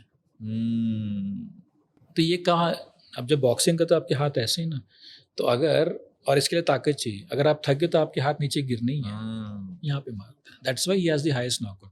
So if you look eight उसकी पूरी कहानी देखो ना, उसने हमेशा अपने आप को मार खाने के लिए ट्रेन किया है। तो इसी में अगर नुकसान हो रहा है, फेलियर हो रहा है, कितना मारेगा आपको? खाओ मार, एक मुक्का चाहिए, गिर जाएगा वो। सो माइक टायसन की स्ट्रैटेजी बना लो, बस सिंपल है। Nice nice nice. कभी आप जब बिजनेस कर रहे थे तो अर्ली सेटबैक कोई ऐसा है और आपको लगा भाई शायद ये बिजनेस में गलत आ गया? रोज आता है, आज भी आता है। मैं गलत आ गया हूँ, मुझे निकल लेना चाहिए। आज क्या बात कर रहे हो? अभी भी आता है। अभी बैठे बैठे लगता है क्यों ही आया बिजनेस में। अच्छा, बट वो मेरा मोटिवेशन है। अब आ गए हो ना, भुग तो, क्योंकि तुम्हारे पीछे 300-400 लोग हैं जिनकी घर चलती है। लॉजिस्टिक का बंदा फिलहाल देख रहा हूँ जो स्टार्ट करना चाहता है कंपनी, आप उसको एक ऐसा मूव सजेस्ट करेंगे जो उसको इम्प्लीमेंट करना चाहिए जिससे कि उसकी जर्नी बेटर हो पाए? Transparency at all stages. जितना ज़्यादा इन्फॉर्मेशन वो दे सके उतना उसके लिए अच्छा है। अच्छा, तो फाइंड आउट कि कौन सा इन्फॉर्मेशन अभी नहीं आ रहा है। ओके जब आप एक प्रोडक्ट मंगाते हो, आप बेचते हो, आपसे लेके गए वो दिखता है, यहाँ पहुँचा दिखता है, यहाँ से आगे कहाँ जा रहा दिखता है, इतने देर तारीख को पहुँचेगा, इतने तारीख को पहुँच गया दिखता है, और क्या दिखा सकते हैं हम लोग, ओके वो हमको एक्सप्लोर करना पड़ेगा। नाइस यार। Because technology is evolving, Yeah. The customers expectation, Yep. तो वो हमको इवॉल्व करना पड़ेगा। एक दूसरा, how economical you are going to make it, because the cost of logistics is going to go down because the scale is increasing, volumes are increasing, and it's a simple formula, volume बढ़ता है तो unit price गिरता है। तो हमको ये समझना कि हम अपने कॉस्ट को कैसे कम करें, कितना ज़्यादा कम कर सकते हैं। अगर आप ईवीज लाते हो या साइकिल पे डिलीवर करते हो, कुछ भी, अपने को कॉस्ट कैसे रिड्यूस करना वो देखना पड़ेगा। आजकल पहले वेयर हाउस सिर्फ एक बंदा ही यूज़ करता था, वेयर हाउस भी शेयर होते हैं। जैसे एक टाइम था जब मोबाइल नेटवर्क्स आए थे, तो हर कंपनी अपनी खुद की मोबाइल लगाती थी, नेटवर्क लगाती थी, शेयर करते हैं, शेयर हो गया। तो वो क्या कर रहे हैं, कॉस्ट घटा रहे हैं। क्योंकि अब जब मैं टेलीकॉम में था, आउटगोइंग कॉल हुआ करता था 24 रुपये 60 पैसे और इनकमिंग होता था 16 रुपीज़ 40 पैसे। आज तो कहीं ना कहीं तो उन्होंने कॉस्ट कट किया है ना, तो shared resource. So how do we cut cost is the biggest challenge और the biggest amount of research which you have to do. अब हम आते हैं अपने अगले सेगमेंट पे, इसको बोलते हैं rapid fire. Quick questions, one word या वन लाइनर आंसर, जो अभी तक आप दे ही रहे हैं। Questions are apart from business और something? Mix of that. Okay. Mix of that, right. So because I don't know you much personally, तो मैंने कुछ पर्सनलाइज्ड अब इतना तो मैं सुन ले, कुछ तो पता ही लग जाएगा मेरे बारे तो है, बट ठीक है, देखते हैं। कंफर्ट जोन या ग्राउंड का एकदम गंदा काम, रियल एंटरप्रेन्योर के लिए? ग्राउंड का गंदा काम। You have to make your feets dirty, hand dirty, everything dirty. Weirdest thing V2S ने डिलीवर किया हो कभी? मैं तो बोलता, लगता है थोड़े दिन में हम बच्चे भी डिलीवर करेंगे। I don't remember anything which is weird, but then something strange that you, so I don't know what weirdest thing क्या चलिए, but there are a lot of weird things which happen. I can tell you about that. तो ये था कि कुछ किसी लड़की ने, स्टूडेंट थी बाकायदा, तो उसने कोई प्रोडक्ट रिजेक्ट किया था, तो हमें एक टाइम स्लॉट रहता जिसमें आप जाके लें, पिकअप तो हम गए पिकअप करने। आप पर्सनली गए थे? हाँ, मैं भी गया। अच्छा। क्योंकि वो बार बार हो रहा था। हाँ। तो मैं गया वहाँ पे, तो वो लड़की आई तो बोले कि मैडम आपका ये रिजेक्ट है। तो वही कपड़ा था, वो कोई सलवार कुर्ता या कुछ तो था, तो बोली हाँ यही है जो मैं पहनी हूँ। तो बट आपने रिजेक्ट किया ना। नहीं, मेरा एक कॉलेज का फंक्शन है, मैं ख़त्म करके आते, अब 2 घंटे में आके ले जाओगे क्या? Customer is the king. ठीक है मैडम, पहन के आए, जाइए आप, अब वापस हमें बताइए, हम आके ले जाएंगे। But then that's the customers right, she wasn't doing anything wrong, correct, she had the right, and so मुझे वियर्ड लगा। काफी वियर्ड है मुझे। मैंने बहुत सारे जूते पहन के आप सुबह वॉकिंग चले गए, नेक्स्ट डे बोले मुझे पसंद नहीं आया। यार सही है, तो ये सब होते you have the liberty in hand करने का। सही है, but they are funny, you know, you can look at it from the fun aspect. Of course, हमें काफी मजा आता है इसको देखने में। Gen Z habit or trait that silently impresses you? The way they solve problems, they are the most simplest way of solving a problem, and they're very straight, clear cut. हाँ, ऐसे no frills, no तामझाम जो बोलते हैं, हाँ जी, ऐसा खत्म। You learn from them? Yeah, when I'm in my own family, when I see, like I was telling you before, कि 3 कैटेगरी हैं। तो सबसे छोटा वाला उसका क्या, पापा आप बैंगलोर गए हो, मुझे ये ले आना, सिंपल, ना आगे पीछे कुछ। उससे थोड़ी बड़ी वाली जो, पापा बैंगलोर पहुंच गए, कब पहुंचे, हाँ मुझे ये ले आना। पहले वाले तो कुछ पूछते भी नहीं है, ला रहा तो लाओ, नहीं तो छोड़ दो। तो जो जनरेशन है, आज की generation, they have the easiest way to communicate, simplest way, very straight forward, and they have no filters, जो मुझे सीखना है।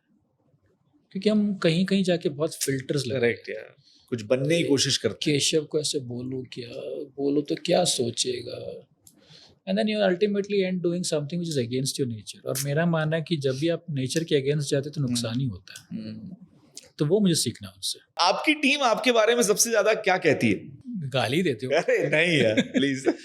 नहीं, they look at me from somebody I think who can be of help, अच्छा, I think as an elder brother. maybe it would.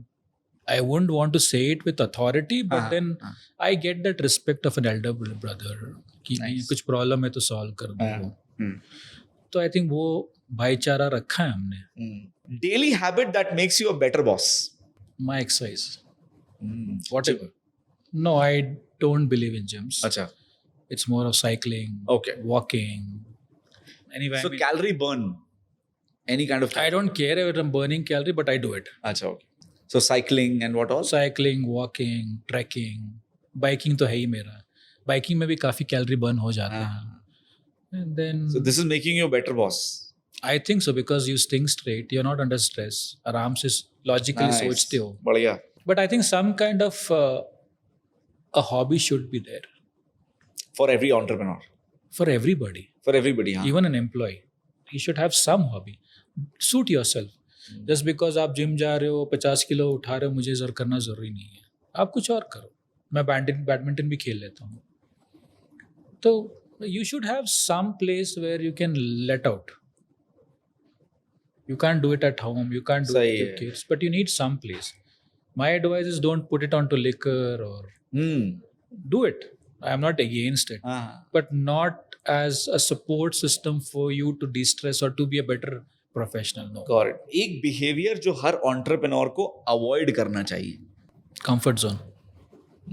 Never ever be in a comfort zone. जिस दिन आप comfort zone में गए आपकी downfall चालू हो जाती है. Also shortcuts. Yes, but then shortcuts are the way of life now because you need quick results. When you say shortcut, finding the easiest, I mean this आसान तरीका उसको करने का समझ गया. not the wrong way. पर entrepreneurs कभी comfort zone में आते ही कहाँ हैं? वो तो already. बहुत आते हैं. अच्छा. मैं आ चुका हूँ एक बार. अच्छा. हो जाता है कि भी लाइक हाँ मैंने इतना तो कर लिया चल और रहा आपके है. इर्द गिर्द लोग रहते हैं. भाई कहाँ था तूने क्या कर लिया देख तेरे पास इतनी बड़ी बड़ी गाड़ियां हैं तो you start that's what my dad told me कि भाई तू उतर वहां दिख से रहा है. गिरेगा तो तू फिर नहीं बहुत उठेगा. बड़ी चोट लगी. तो वो कंफर्ट जोन में आप नहीं जाते आप अपने आप चले जाते हो. It is not that you want to go it happens like that and that is where mistake and you look at the history of any entrepreneur big small medium size all of them have got into comfort zones and where they have failed. कैसे निकलते हो बाहर? मतलब क्योंकि आपको तो पता नहीं चल रहा, आप तो जा चुके हो. But how you retrospect that? You have to listen to your critics. And I have made it a point to have people who criticize me. I spend more time with them. और अगर मेरे को कोई criticise करता है तो मैं हाँ रिएक्शन तो आती है क्वाइट ऑब्वियस है but then I don't make it obvious. अच्छा ओके फिर देन क्यों बोला तूने ऐसे. तो you need more criticism than appreciators. Very I nice. think that is something which you have to build. Appreciation सबको चाहिए केशव, मुझे भी चाहिए आपको भी चाहिए. But then आपको अप्रिशिएट करने वाले ज़्यादा चाहिए या क्रिटिक ज़्यादा चाहिए. वो जो गेम है वो आपका सक्सेस मंत्र है. मुझे क्रिटिसाइज करने वाले बहुत लोग हैं. मेरे तरीके से गलत है, मेरे काम करने का तरीका गलत है, मैं जिस तरह से खर्च करता हूँ वो गलत है. मैं सुनता हूँ और सीखता भी हूँ बट वो ज़्यादा है मेरे पास. अप्रिशिएट करने वाले कम है. मैं खुश हूँ actually. They keep me in the line. Yeah. Nice, yeah. Thank you for this rapid fire. Okay, sure. Now we have a segment called Guest Brand Plug where you can talk to the viewers directly. And if you want to say something about your brand, new services coming up, anything you want to mention, आप कुछ भी अपने brand के बारे में बताना चाहते हैं, आप बता सकते हैं. The new brand which I spoke about, जो application हम build कर रहे हैं, हाँ. which we think is going to be ऊर्जा जो बहुत important होने वाला है.